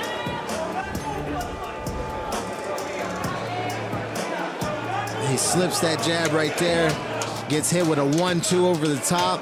Having some fun in there. Usually you have a little fun when you get hit. You know, no big deal. I got hit, you know, but he's got his punches off earlier as well. At the conclusion of round number 14, your winner by a score of 10-9 from the Atlanta Attack, Money Powell. He was money. Your total score for the Atlanta. Miami Assassins 135, the Atlanta Attack 130. Moving now to round 15 in the Cruiserweight division. From the Atlanta Attack, Jonathan Rice. From the Miami Assassins, Yurieski, the Monster, Gonzalez! All right, so can Atlanta get back in here with the big boys, or can Miami pull away with something dramatic? 5 points, Atlanta hanging on the fringes. Yeah, Atlanta's trying to do what Miami did to them last time.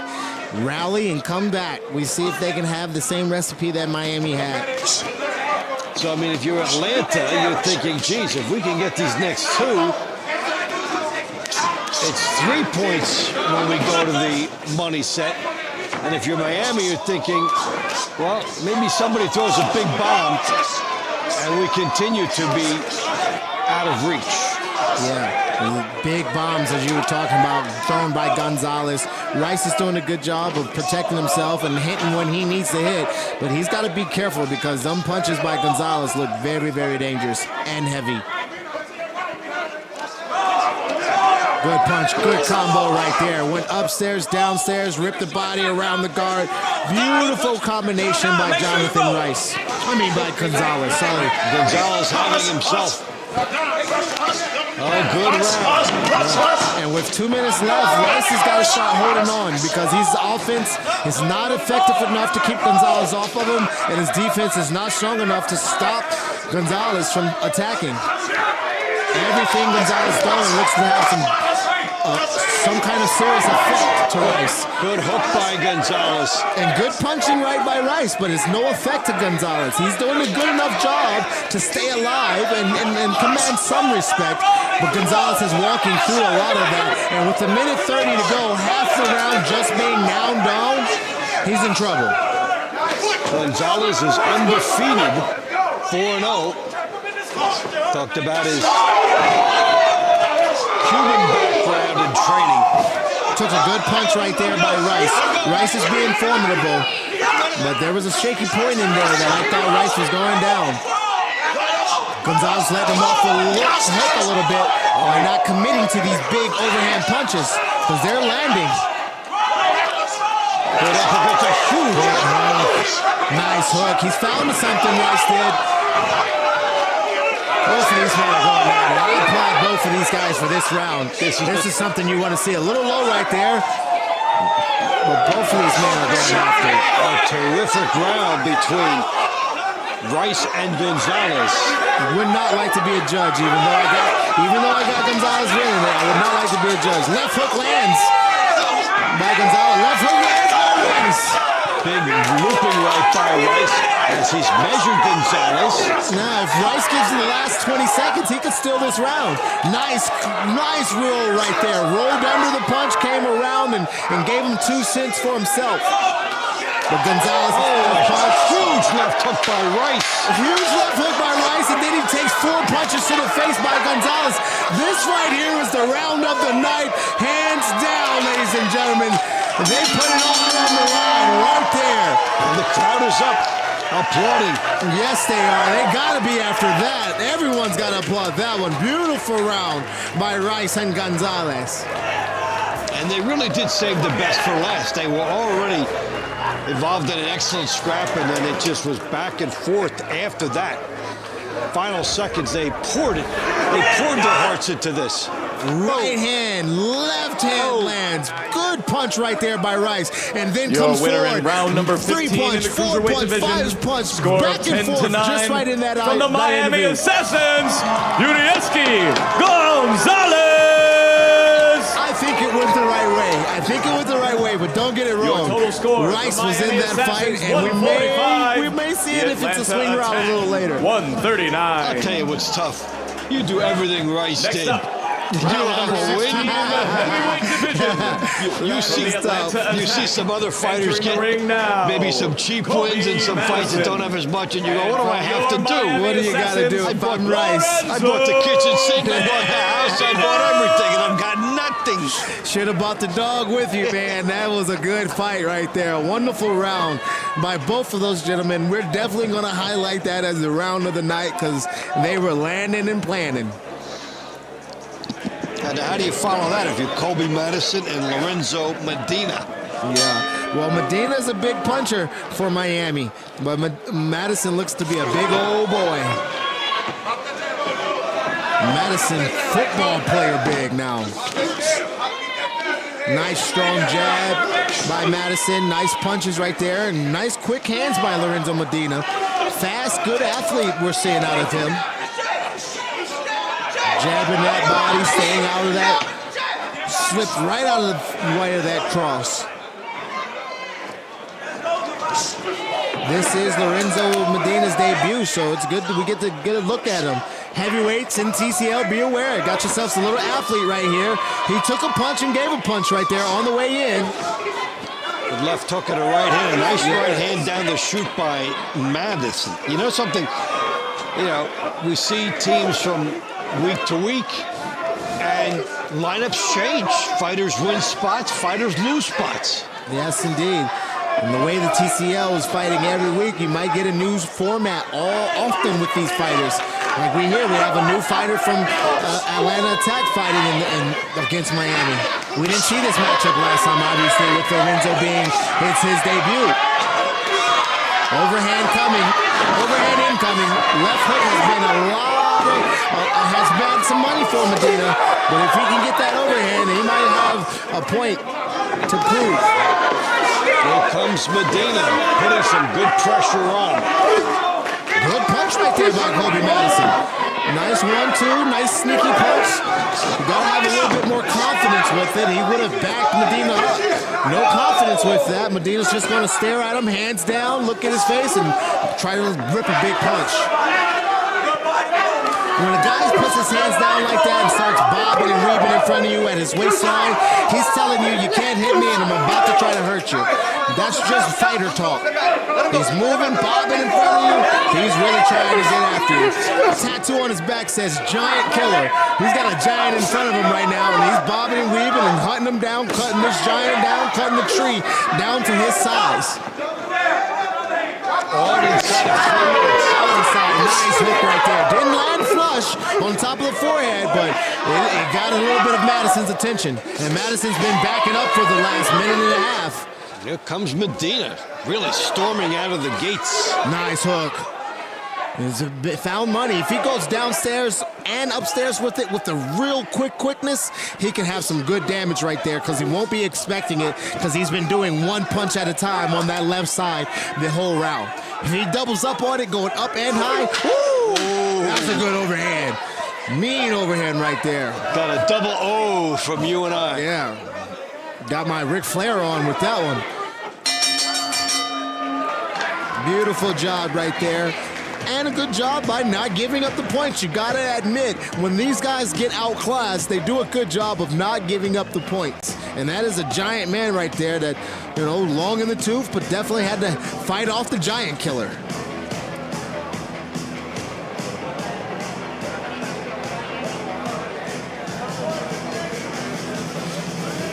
It's a big old boy in Madison, but Medina got it done. Round number 16 in the heavyweight division.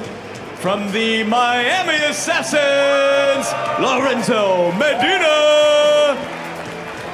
What a way to cap it. Total score, Miami Assassins 155. The Atlanta Attack 148.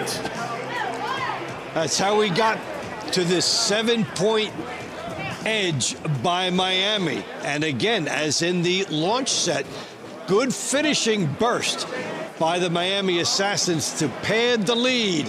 So Miami over Atlanta decisively. Stay with us. We'll be coming back for the money rounds in just a bit.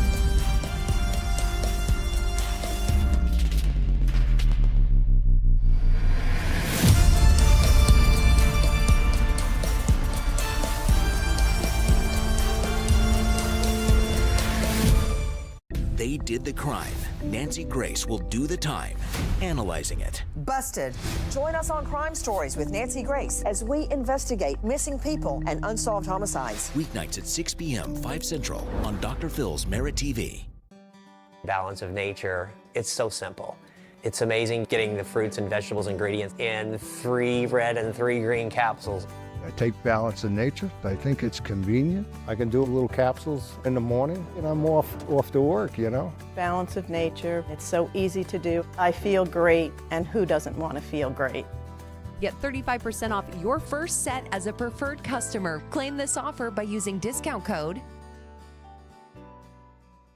The millennial generation was turned into a science experiment for the sake of enriching big pharma, big ag, and big food. It is devastating us and our children.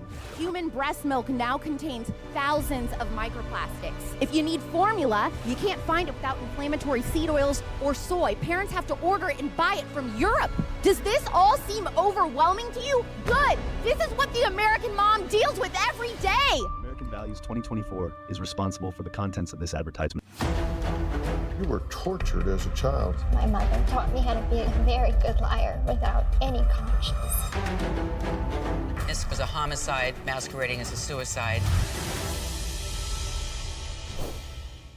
All right, the scenic view, Miami Assassins at the Miccosukee Resort, delighting the fans that have come out to see them perform. They're off to a big lead after the launch and middle set. Dave Bontempo, Bubba Jenkins with you. Been quite a performance by Miami, and we saw a lot of fireworks in those middle rounds. We saw a lot of fireworks, but Miami has jumped on them, and it's looking ugly right now. If anything, Atlanta's got to do what Miami has already done and try to get themselves a comeback in this money set, because this is where the big dogs are going to have to prove that they are the point getters for Atlanta. Let's take a look at how Miami did this in the middle rounds to get this big lead with the Balance of Nature middle round set recap. It started with the women, and this was a barn burner. Back and forth punches, left hook landed. I mean, she was all over Rhodes and really didn't give her a break. Really just kind of stayed in her face, kept her pace, and got the win for Miami. Big move for Ali. That started the middle set. And this round right here, round of the night, you see these two gentlemen looking across the ring from each other. They gave us the performance that we were willing to see tonight. Back and forth, left hooks, rips to the body, overhands, all the powerful stuff that you want to see from the big guys. They moved the thunder and moved the ring around and got some fireworks in there, and we got to see it and enjoy it. Big punches, round of the night for sure. Maybe a nomination somewhere along the line for round of the year. Yes, as indeed. These progress. And we take a look at the money set, and that's the final 8 matchups. So for Atlanta, it's getting a little bit late with the math. Some fireworks are needed. We still have eight fights to go. But even if Atlanta's not going to close the gap immediately, we still get to showcase a lot of the fighters, and we get to see people progress throughout the whole time. And what about our round of the night that we're going to have now? Yeah, we're watching Abiyami and Morero, because both of those guys had a really good fight earlier, had a really good rounds, and I believe they're coming off of undefeated fights against the other team. So they're trying to get out of here with a victory and go undefeated tonight. All right, let's go look after that money and take you back inside the ring.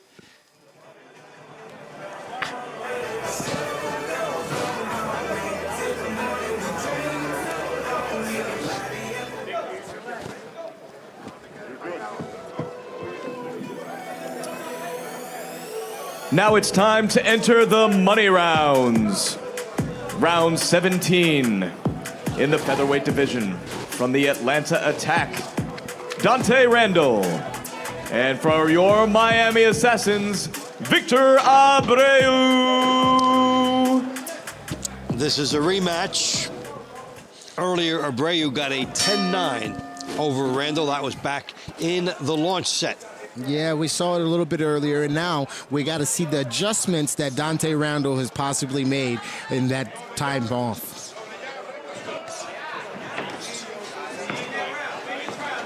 And you can see him hunting. Victor is possibly looking for, this is a money round, so Victor is possibly looking for that closeout punch that gets Atlanta, not only Randall, but Atlanta all the way out of this fight.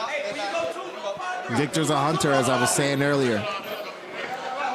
It has been a front-running performance by Miami.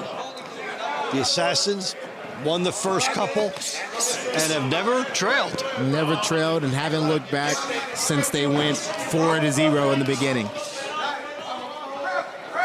Really dominant performance by Miami. Have corrected the mistakes that they possibly have made that gave Atlanta the lead last time, that made them have to come back and get the win in the last performance between these two teams. So what was different the first time is that Atlanta jumped out, and this time Miami fought well in the middle, just like last time when they started to launch. Yes, the adjustments were made. They came out, jumped all over Atlanta attack, got no attack from Atlanta, really, and have been one-way traffic all night. As I like to say, they really have an understanding of how to lose. When you're 0-2 and you don't come out with any fervor, you don't come out with any fire in your performances, you really just come into, get in and get out of there. And that's why, they walk into next week 0-3, and as Miami moves up to 2-1, and they're going to be looking good on the standings.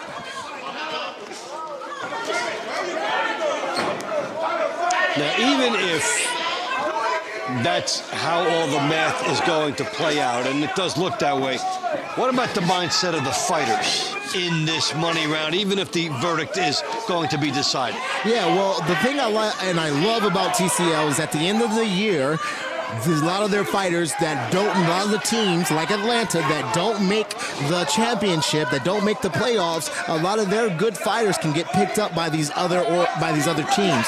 So they're putting on tape right now for the other teams. People like Ariel Davis, Ryan Martin, whoever you feel on Atlanta's team that could possibly give your team a little jump in the scorecards, you want to pick them up. And Atlanta has a lot of good fighters, but they got to put on some tape for those other teams, because right now, as a team, they have not shown up once this year, being 0-2 and losing in the money rounds here. So you're always auditioning for teams around the league every time you fight. Yeah, absolutely. Nice uppercut there.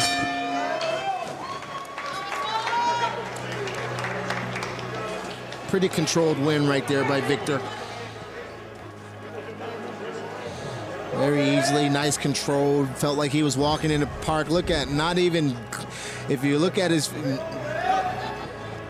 Well, he was just effective in there. Yeah. Finding ways, finding some elements.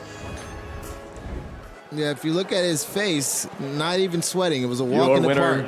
In round Barely 17 glistening. from the Miami Assassins, Victor Abrau. Your total score, Miami Assassins 165, the Atlanta Attack 157. The Miami. This round, number 18, is brought to you by won Climax the first Moonshine Fire number 32, fight in each set, known to bring the heat.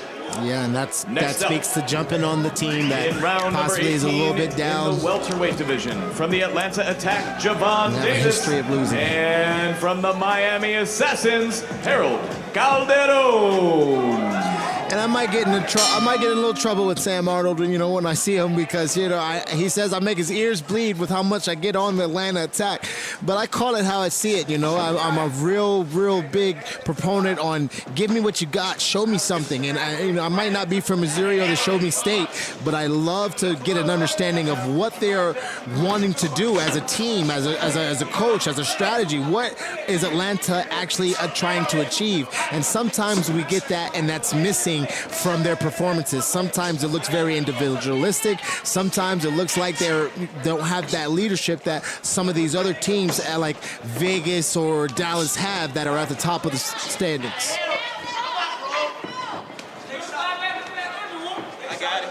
That'll make your ears go red for a while. But, the fighters can change that with some good performances. Absolutely. As we see Davis Trying to go against Calderon here. And it's surprising because, you know, Atlanta has a lot of good boxers. We've seen them over the years. Atlanta's been one of the top teams in TCL. And Sam Darnold has an excellent son in Sam Darnold 3, who's one of the world's best boxers. So to see Atlanta as a team not improve or go to or do what Sam Darnold wants them to do is a little bit disappointing, and maybe there's a little disconnect with that there. But as far as his credibility as a coach, he has definitely risen and raised and coached champions.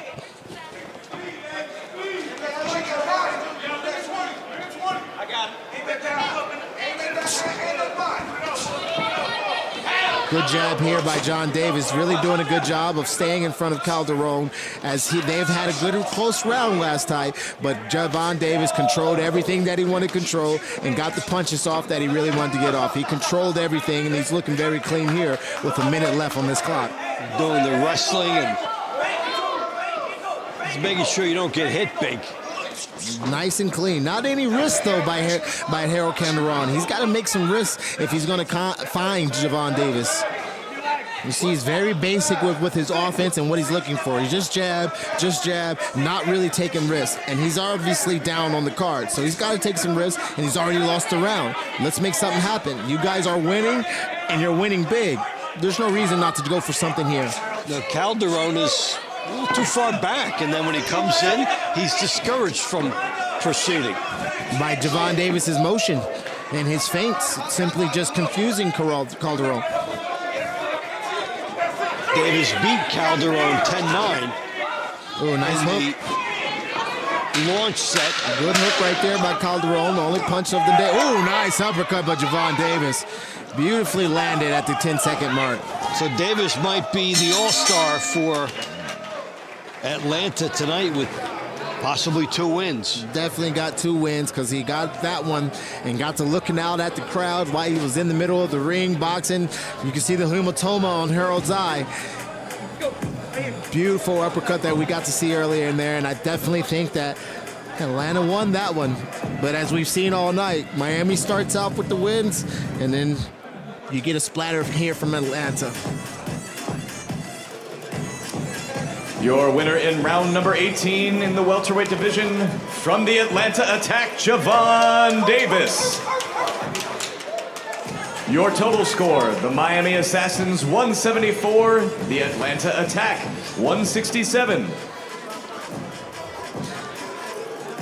We're going to have Trujillo and Woods entering up the ring next. Now, round number 19. Yeah, this was an exciting round that we saw earlier. Atlanta, it was one-way traffic until the last 10 seconds where Woods got off a big punch that may still have an effect on Gustavo Trujillo. Trujillo's got to go into this round being a little bit smart. He did have his way. He controlled everything the way he wanted to, but he gave up a little bit of that punching and a little bit of that round in the end. Trujillo was thinking about 3 and then was fortunate to get 1. Absolutely. He was thinking about himself being on the beach. So here's Trujillo right away, opening up with the jab in good space here. Trujillo again has Woods cornered, or Woods has himself cornered. Woods has himself cornered. And last time Trujillo was doing a lot of pulling down on that guard and going over that left ear like he just tried right there. If he can put another punch behind that, he can confuse Woods because he's continuing to attempt it, meaning he's setting something up. And if he would give himself a third move to that setup, it would really confuse Wood and give him some damage. Trujillo working the body real nicely.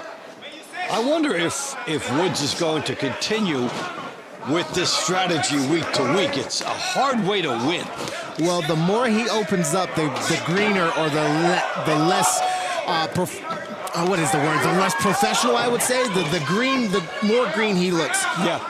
He's doing a good job of staying in the fight and staying in his shell, but the more he punches, you start to see the gaps in ability, and Trujillo's got to get him to open up his punches, got to get him to punch more, because then that'll be his time to get inside those gaps. The inexperience is high on Woods as you start to see him strike.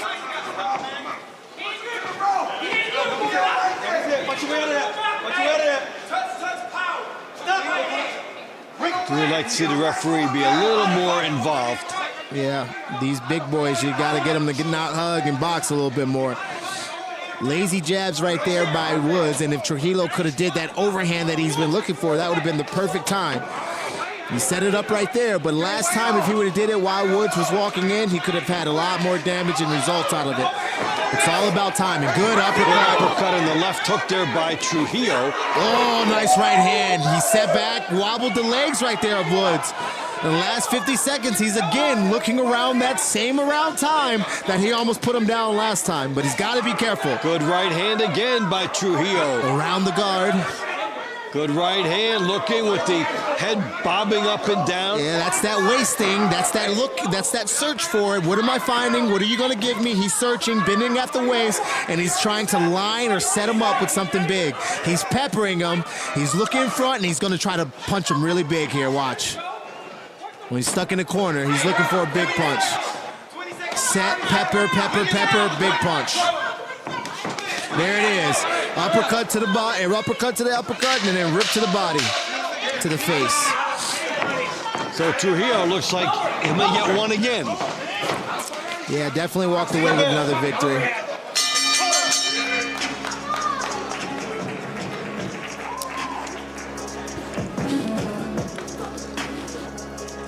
No question on that one. He's posting, and then he goes ripping in his shoe shine right here. You're gonna go rip to the body. Gets out of there, pushing, then looks at him. Here it comes. At the conclusion of round number 19, your winner by a score of 10 to 9 from Miami, Gustavo Trujillo. Your total score: the Miami Assassins 184, the Atlanta Attack 176.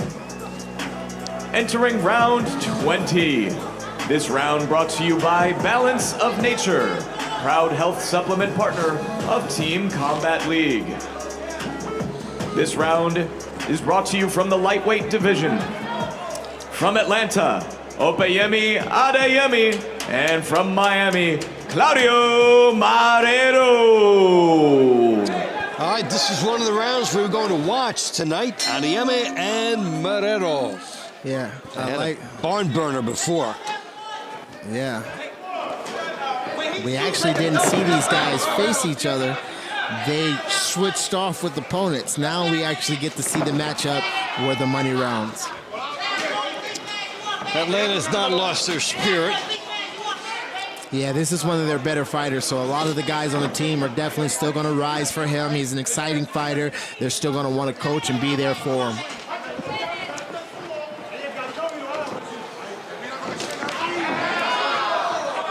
A lot of times you can see these fighters searching for their offense with where their eyes are, with the way their head motion is moving. You can see them searching inside and looking inside, almost maybe like how a shark would in the water searching for a guppy. You know, you just got your head on the swivel looking for what may appear while you're still in there boxing and focusing on other things. Right hand coming up a little bit short from Adeyemi. Yeah, both of these guys are in that bubble on the outside, and they got to commit. Some people call it the nervous bubble. Some people call it the kill zone. Either way, it's you have to give some to get some. Yeah. Really, you have to take the risk. Yes, no risk and no biscuit is like we say.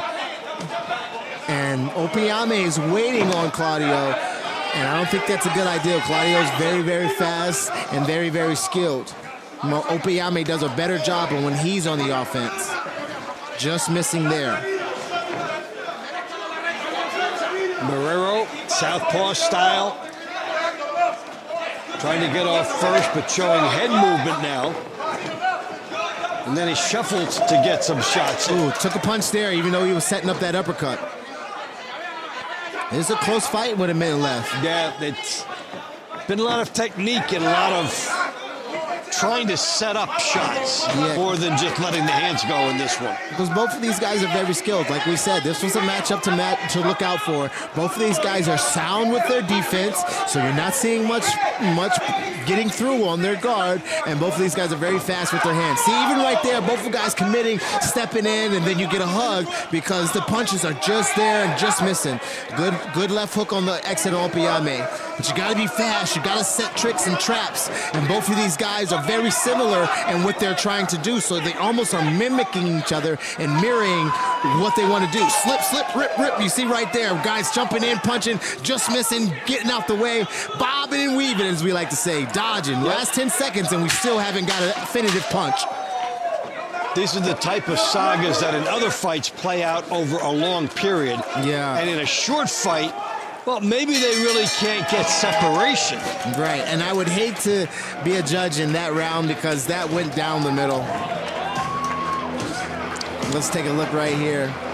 What about this shot from Adeyemi? With that on the way out, Opiyame shooting signs and gets a nice left hook to the head just because he brought his hands down. And it is a secret. It was, I mean, not secret. It was a nice little, quick little thing on the way out. You know, it was smooth. Now Morero was on the outside boxing and at may the have conclusion looked of to be round the 20. aggressor. Your winner by a score of 10-9 from Miami, Claudio Marrero. On the outside, I think that part of what I was talking about he was doing was rewarded. Yeah, he would like to control in that. He looked like he was optically in control, and he was doing a good job of reading the offensive guy. If you can't Moving take the to momentum round away, 21 in the perceived light aggression heavyweight is division, often rewarded the rematch. aggression. Yes, From indeed. Atlanta, just Money, looking like you are the part sometimes and gives from you the Miami, Victor Darocha. Darocha and Money Powell. We saw Money Powell get a victory over Darocha in the middle rounds.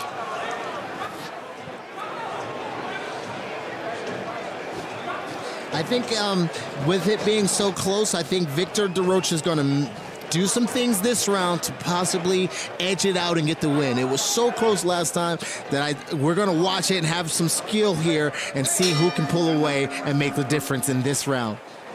It's an individual matchup right here.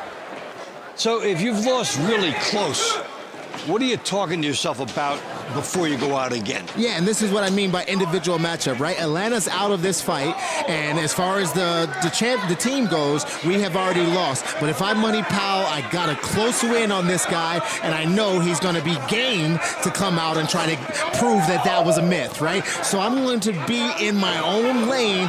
Yes, I want to listen to my coaches. Yes, I want to hear my team chanting me on, but I'm focused on trying to get myself a victory right here and get myself a win by capitalizing on the mistakes I may not have made the last time, or he made last time, and not making as many mistakes as I did last time.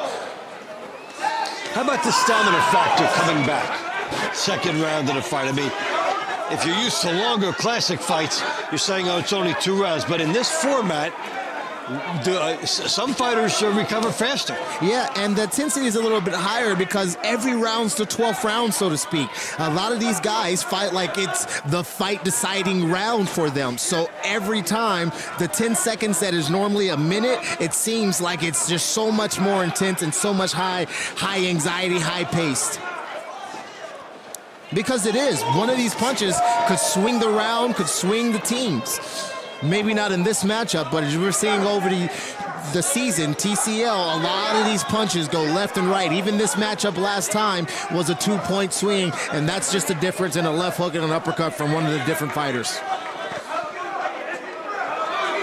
So, some extraneous showboating here by Miami. Being at home, you want to get the crowd involved a little bit, and with it being a very close matchup, you're trying to play on the crowd a little bit. Try to use them to your advantage.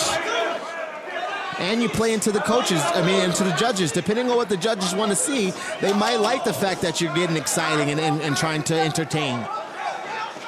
Some like the sweet science, some like the motion and the movement of an athlete. Well, we have a lot of motion, but not much commotion, as these guys have not been able to really tee off here Not been ready to tee off, but like I said, I think Victor Darocha did a good job of this round, doing a little bit more, correcting a little bit of his mistakes, and possibly beating Manny Powell this round, which he didn't do the last round. So we're going to see in 20 seconds if that be the case. But I think it is, and he's done enough. Very good question right there, just poking in. That's a jab set up to a big punch, and he set Manny Powell up right there, and he capitalized on it. That's why he smiled right after it landed.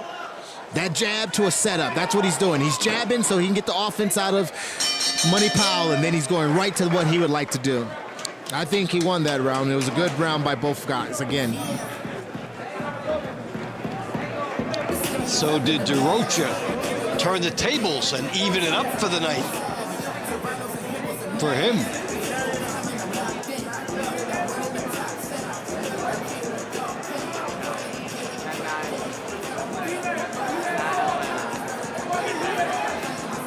Your winner in round number 21 by a score of 10-9 from Atlanta, Manny Powell. Oh, wow. So your Money. total score, the Miami Assassins, 203. The Money, Atlanta Attack, a sweep. That was tight. That will surprise you a little This bit, next huh? round, Yeah, that did surprise me. number 22, brought to you by Serenity Springs Recovery Center, a place of recovery and self-discovery. This round is fought in the lightweight division. From Atlanta, Dr. S. Robinson. And from Miami, Charles Petit. All right. The Doctress and Charles Petit home.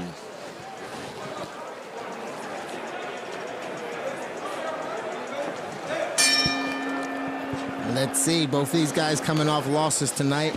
As I said, Doctress, I've seen him walk guys down, so it was a little bit uncharacteristic to see him take a back seat. And as you see, Charles, he was very game. He got hit in the last couple rounds a couple different times. A little bit shocked, but he was very game and kept fighting. So both of these guys coming off losses, wanting to prove they are better than what their last performance showed. And that left hook's coming around the guard very beautifully. Good work here by Dr. Robinson. Looks to be a completely different fighter than we've seen earlier. Well, you come out firing. I mean, these fighters are not robots. Right. They see something, and then you come out with a lot of adrenaline the next time. Right hand, left hook landed right there by Doctress. If he could step in on that, he would have been inside of his grill right where he needed to be. And that overhand that he's switching his feet. So he's standing from a southpaw position. He throws an overhand and comes up in an orthodox. And sometimes he squares himself up, so it gives him a harder chance, a harder time when he's looking to be offensive, and it gives him an easier target to hit when he's being defensive. But he's definitely got to do a little bit better job of staying in a better balanced stance, because Home is very game.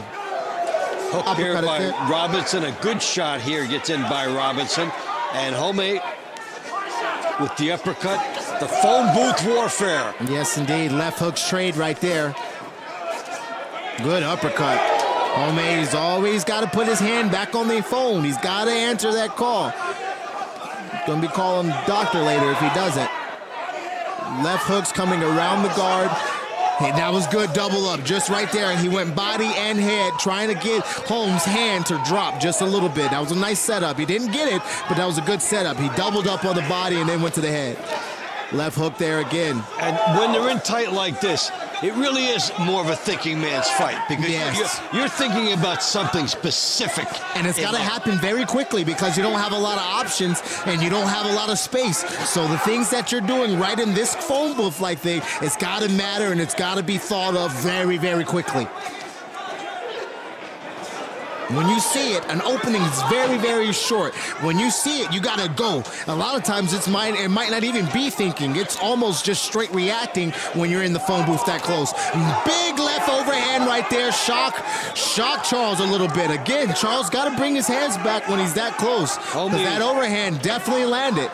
Homie is pursuing him. Good left hook, body shot by Homie, and a good left hook by Dr. Robinson. So Robinson came out firing shots. A good left hook there. Man, the left hook just kept landing as if he didn't find it earlier. He just kept throwing it right then and there in that last 10 seconds. Maybe if he would have thrown that left hook a little earlier, sooner, he could have had him out. Watch this left hook right here. Boom, catches him again. Shocks homie a little bit. Boom, catches him again. As if it wasn't already a replay, we got to see it over and over and over. That left hand was money for Dr. Robinson that time. He caught some on the inside as well, so where are the judges going to go? Your winner in round number 22, from Atlanta, the Doctors Robinson. The Doctors is that in. Score of 10-9 brings your total. Miami he got on the board, and that's good to see from Atlanta. And that's what you want to see as a team from Atlanta. You want to see guys still enthusiastic. You want to see guys still going out there trying to win. 23. You want to see their teammates on the bench rooting them on. You want to be a part of this action. Even though it's going the wrong way, you still have to have the momentum going into the next fights. It's a long season here in the TCL. Tyler Schaefer, Ariel Davis. We certainly enjoyed seeing this the first time. Absolutely. And the adjustments have to be made. We're going to see what they were in the next 3 minutes. You hear her say, don't wait on her, don't wait on her. That's their fans in Miami talking to Tyler, telling her not to wait on Ariel Davis and do what? Just watch her. Good jab there by Ariel Davis. She's got good eyes. What I mean by good eyes is she sees everything. She's tapping and punching and moving and never out of vision. She's always keeps her eyes on her target. She is seeing it even when she's backing up. Very focused eyes. The Schaefer decides to turn southpaw and then back. And it looks like she was looking to open up or do something different, maybe possibly check hook and to a southpaw set up.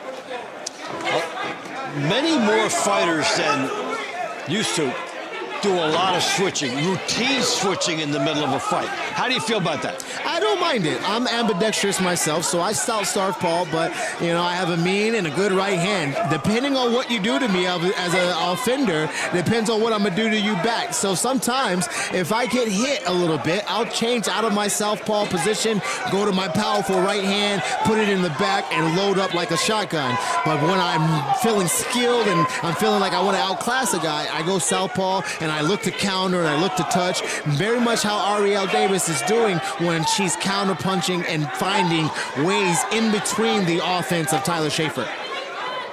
But Schaefer's doing a great job here. Nice uppercut right there. Yeah, Schaefer getting inside, not taking the bait with how low that left hand is by Davis. Right, because Davis is really fast and definitely setting her up with that check hook. A lot of times you hold that hand down there so people can think it's going to shoot up and you shoot it from around. Uppercut, left hook right there by Ariel Davis. Got the crowd going right there. That was beautiful. And a good right hand behind it there. Yeah, she falls in her punches a little bit, but she's got that nice little dip slip. After she throws that right hand, she dips down and gets right out of the way of Tyler Schaefer. She's good with that. And here's Schaefer. Schaefer has been the aggressor, and Davis has been the sharpshooter. Yes, very good offense by Ariel Davis when she wants to score, and very good sound defense.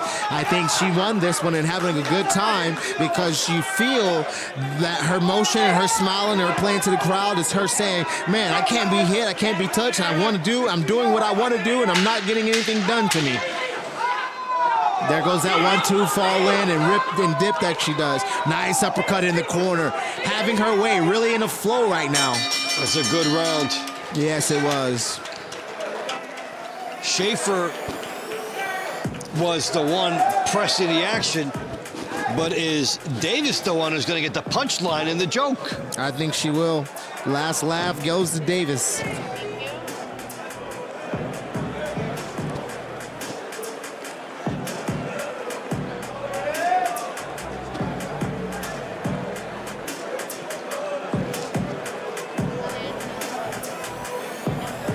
Your winner in round number 23, From Atlanta, Ariel Davis.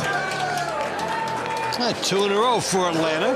Trying to We are finish out a high now note. ready for the final round of the evening. Your score, the Miami Assassins 221, the Atlanta Attack 215. Fighting out of the heavyweight division, from Atlanta, Colby Madison. And from Miami, Lorenzo Rematch as we saw Medina force the pace and win the last fight of the middle set. Yeah, we saw him make his debut, and he came out very, very flashy with his athleticism and his movement, missing punches and getting off where he wanted to. Colby's got to do a good job of not letting Lorenzo Medina dance in front of him. Even though you see a big guy, you see these big boys, maybe not look as athletic as you would expect. These guys are good athletes, and Colby's got to commit to his punches. He seems hesitant almost. If he would commit and mean it, he could actually land something that backs Lorenzo Medina up. So something about Medina is bothering him that he will not go in and take his shots. And he's already fought him once, so Medina is not a mystery to him now. Yeah, he's not. And he's moving in front of him very simplistically. So Colby's got to commit. He's just got to make more confident punches. You can see with the punches that he's throwing, he seems to be slightly hesitant or timid in what he's doing. Watch when he punches, there's like a little bit of a hesitation at the end of it or at the beginning. Just missing, he's not even looking at him, and Lorenzo's missing. There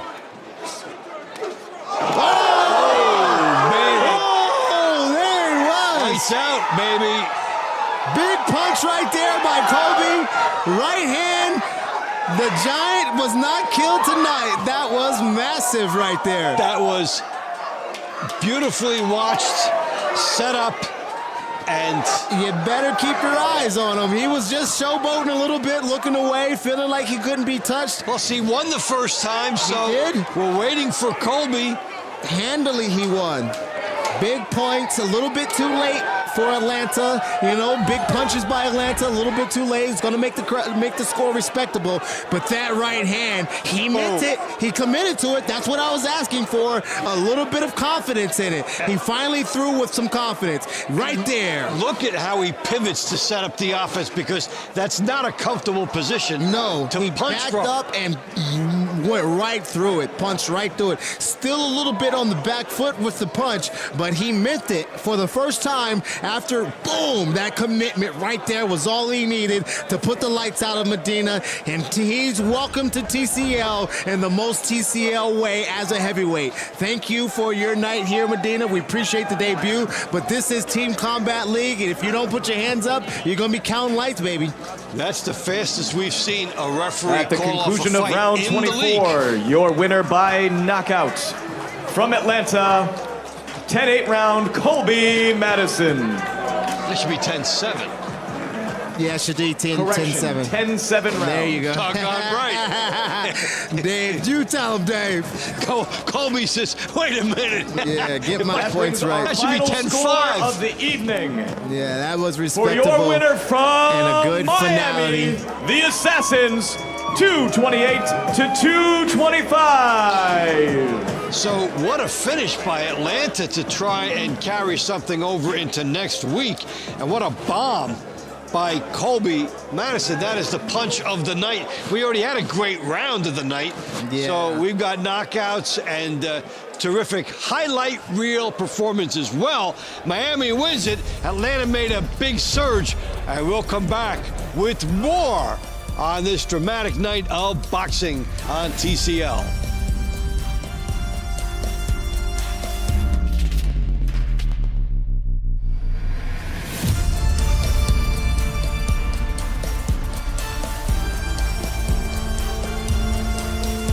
Weekdays at 8 a.m. Eastern. All right, let's go. Get your day going with Steve. Everybody in a good mood today? When you're having this much fun, it's Harvey working. You just went straight up there, didn't you?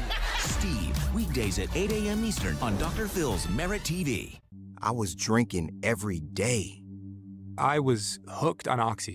My husband turned into someone I didn't recognize.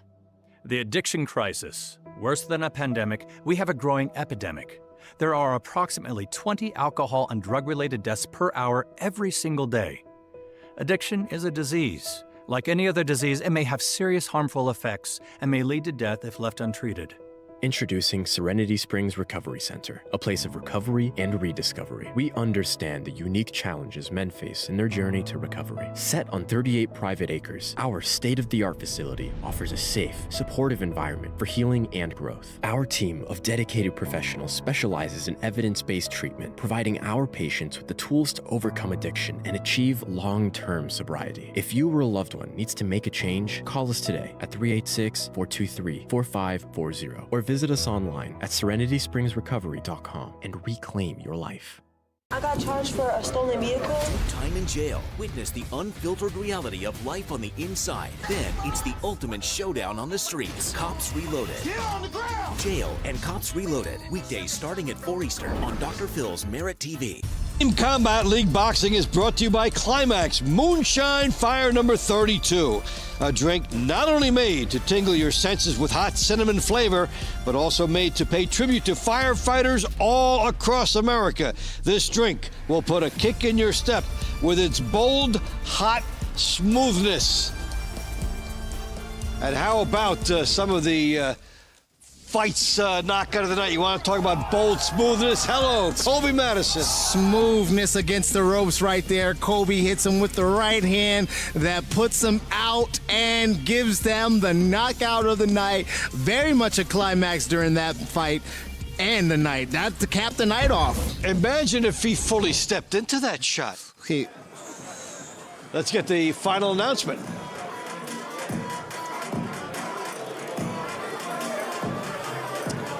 Ladies and gentlemen, once again at the conclusion of this great evening, let's give a round of applause to both teams of combatants. Your winner once more by a score of 228 to 225, the Miami Assassins. We start with some awards for the evening. In the round of the night, number 15, Jonathan Rice and Unieski Gonzalez. And as always, 3 stars of the evening, and we saw many.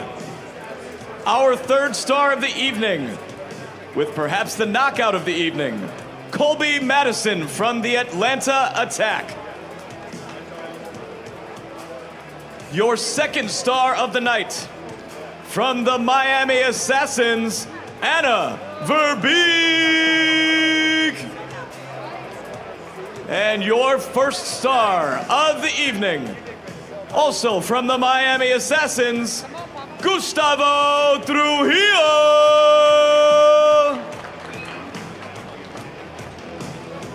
And the coach, Herman Caicedo.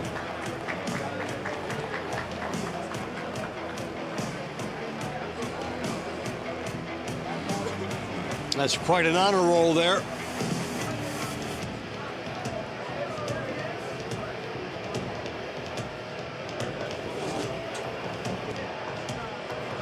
Coach Harmon, congratulations on a really, really dominant win tonight. You guys start off to a little bit of a slow start to the season. What adjustments did you make being able to walk into tonight to make sure that you're securing another win?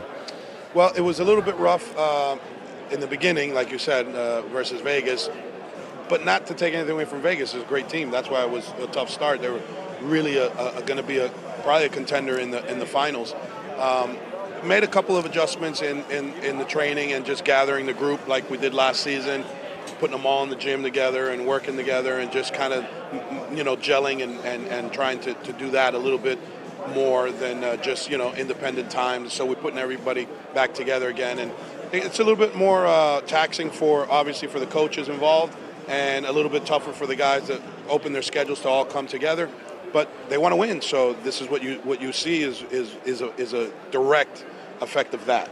Absolutely, proof's in the pudding. You guys were a massively top contender last year throughout the entire season. There's a couple undefeated teams right now. What are you doing to really build their confidence? Honestly, when I look at your team, I see top to bottom a pretty strong team. So I know that you're saying that you're getting them back in, but just like really building their confidence, what else are you guys doing? Well, last season we were probably the underdog, the first new team coming in, not understanding the concept. We shouldn't have gotten to the finals, and we shouldn't have got at all into the playoffs. But we did. We made it all the way to the finals, and we just, I think there's an advantage to, number one, all training together, all being from the same city, all being, and there's a lot of teams that are recruiting here and there. And yeah, they're putting a decent group together, but there is something about gelling together, being together as a unit, week in, week out, all the way to the end. That, I think, is the game plan, not to give it away to the rest of the teams, but that I think, is the way that you get the most success out of it. And they saw that. So last season, it's a lot of the same people, and we're just trying to repeat that. We're rather finish strong than start strong. Absolutely, yeah, keeping it homegrown and just keeping that momentum rolling. Amazing. Would you mind helping me interpret for, okay, we're stepping over our number one star of the night tonight with Trujillo. This man, he does bare knuckle, he does TCL. Is there anything you won't do? Hace bare knuckle, hace TCL, hace boxeo. ¿Qué es lo que tú no haces? Bueno, yo hago todo lo que es dinero. Aquí estamos gracias a mi entrenador que me ha incluido en el boxeo profesional y estoy mejorando cada día y haciendo las cosas bien. He does whatever it takes. He loves the fight. Thanks to the coach, myself, involving him in a lot of the things that he's doing. But he loves to compete. He loves to win. He loves the fight. So yeah, he's grateful to be here. And thanks TCL for this fabulous platform that they've put together and getting better year by year. And he expects good things. Yeah, absolutely. I mean, you can see his will to fight. His gas tank is amazing, especially for a cruiserweight. Your gas tank's amazing. What do you do, man? Like, tell us, what do you do for cardio? El tanque de cardio es, impresionante. ¿Qué es lo que usted hace para poder, siendo peso completo, mantener ese ritmo y ese paso en los asaltos? Bueno, creo que eso tiene que ver con los entrenamientos. Entrenar diario, aunque no haya pelea, y estar ahí siempre aunque sea un 70%, y mantenerte, eso es lo que te da el día de la pelea, llegar con un buen tanque de gasolina y poder hacer el trabajo. This is his job. It's nothing else. This is what he does full time, 2 times a day, and it's just a constant maintenance of what he does. Maintain 60-70% at all times. And if you need to come in last minute, the way boxing is, if you have to come in at a last minute replacement for anyone, you can pick that up to 100% in no time. So yeah, he stays in the gym. He trains twice a week. It's just a full-time job. For most of the guys in my gym, that's what it is. Just a full-time job. They do nothing else except this. Absolute professional, man. You're amazing. Thank you so much for a great performance tonight. Anything else you'd like to say? Cualquier cosa que quieres decir. Nada, gracias a TCL, gracias por la oportunidad, gracias a todos los televidentes que están viendo el evento y nada, Miami Assassin. Thank you, TCL. Thank you very much, Merit Network. Everyone out there tuning in, watching tonight. Thank you very much, Miami Assassins. Amazing, amazing. Thank you so much.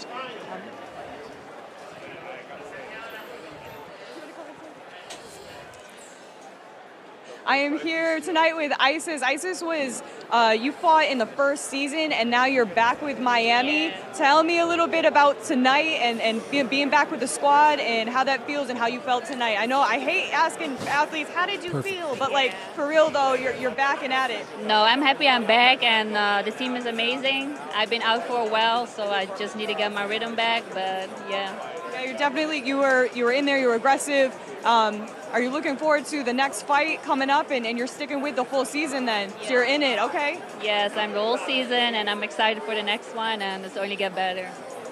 Anything to throw out to the ladies? I actually had one of the girls from the Atlanta team tell me that from my last season that they saw me and she wanted to join because of that. Anything to say to the women out there that are thinking about joining and what it's done, what it can do for their career? If you want to join, do it. It's great. It's a great experience, and yeah, follow your feelings. Just go for it. Yeah, go for the fight. Amazing. Thank you so much. Strong women in the sport, representing amazingly. And congratulations on a big win tonight. Thank you guys. Thank you so much, Miami Assassins. Yeah. Thank you guys. Back to the studio. All right, thank you, Amelia, for going around the horn and getting everybody involved. Hey, it's interesting. It was very sneaky how Atlanta came back at the end and Yes, they were out of it. indeed. Now they're going to go back and say, geez, if we'd have won a couple more, we didn't know we were going to get that knockout. If that Kobe Madison would have possibly came away with the earlier victory and then got the knockout, that's the 3 points that they needed right then and there. So, yeah, within the swing and was right in the mix of it, but Miami got it done as they did last time. Let's take a look at the money round set highlights from the balance of nature. These are some of the big moments in the final 8 fights. Yeah, you see Victor on the hunt as he normally is, getting some uppercuts in there and ripping the body. Both of these guys threw some good punches, and Victor came away being undefeated tonight as he's a good pillar for Miami. And you're Miami now saying, okay, it's a good thing that we got the first win in all 3 sets. Absolutely, because you see here, Atlanta was still in the fight all night. Punches still being thrown all night, but as you see, Miami got it done. And then Madison with the big knockout to make it a 3-point fight. So these two teams had a 2-pointer 2 weeks ago, a 3-pointer tonight in what looked like a rout. And it felt like a rout, but then it was very close at the end. And that's what I said earlier. Atlanta was going to do a good job of putting their big dogs in the yard or in the race when it come to that money set. And I knew that they were going to have a little bit of a fighter's chance. They did a good job in the money set, but it was those earlier rounds that Miami was on them that they didn't correct from the last time they took this loss. So for Atlanta, heartbreaking because now it's 0-3 and a total of 5 points. Represents 2 of those wins. But for Miami, the coach was telling Amelia afterward about what they did, adjustments and bringing everybody together, and that had a big play in the atmosphere. So let's take a look at the standings now. What does it look like?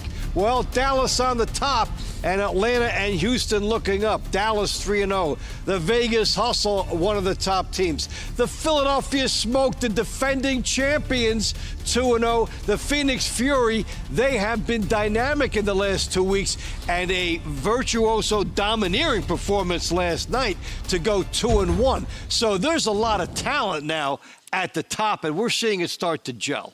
Yeah, it's definitely starting to gel. The coaches at the top of the list are definitely getting their troops in order as the season is starting to wane, as we're starting to get an understanding of what's going on. You see Dallas and them starting to lead. You see Vegas coming right behind them, and that's surprising to see that Phoenix Fury team coming right up there. The statuses are changing every week. The fighters are getting more equipped to understanding what's going on, and the TCL is in full-fledged swing. All right, so here we go as we wind it down. Now, don't forget, next week we have an action-packed doubleheader as we head back to Nashville to see the Nashville Smash go head-to-head with the Miami Assassins. Then, in the nightcap, the Atlanta Attack take on the Dallas Enforcers. It all starts at 8 Eastern, 7 Central on MeritTV. Well, what a night that we've had. Quick look at the upcoming schedule that you just saw. We saw the standings and a lot going on.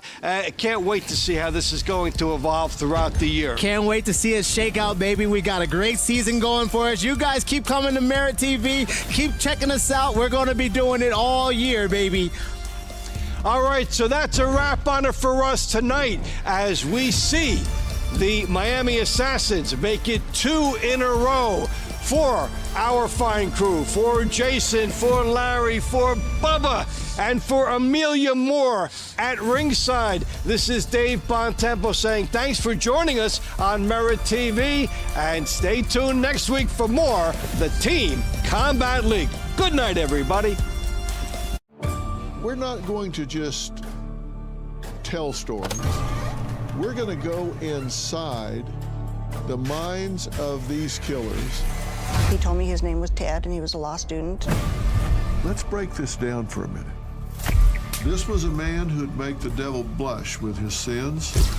I want you to walk in the shoes of both perpetrator and prey. Mystery and Murder. Subscribe on your favorite podcast service. Talk is cheap when it comes to saving our country. We're not just any cell phone service provider. We're Patriot Mobile. It's not enough to simply talk about values. We live them. defending life, protecting our First and Second Amendments, and celebrating our military and first responder heroes. We're boots on the ground making a difference. We're America's only Christian conservative wireless provider with nationwide coverage on all 3 major networks and 100% U.S.-based customer service. Join Patriot Mobile today and make an impact every time you use your cell phone. The millennial generation was turned into a science experiment for the sake of enriching big pharma, big ag, and big food. It is devastating us and our children. Human breast milk now contains thousands of microplastics. Formula, you can't find it without inflammatory seed oils or soy. Parents have to order it and buy it from Europe. Does this all seem overwhelming to you? Good. This is what the American mom deals with every day. American Values 2024 is responsible for the contents of this advertisement.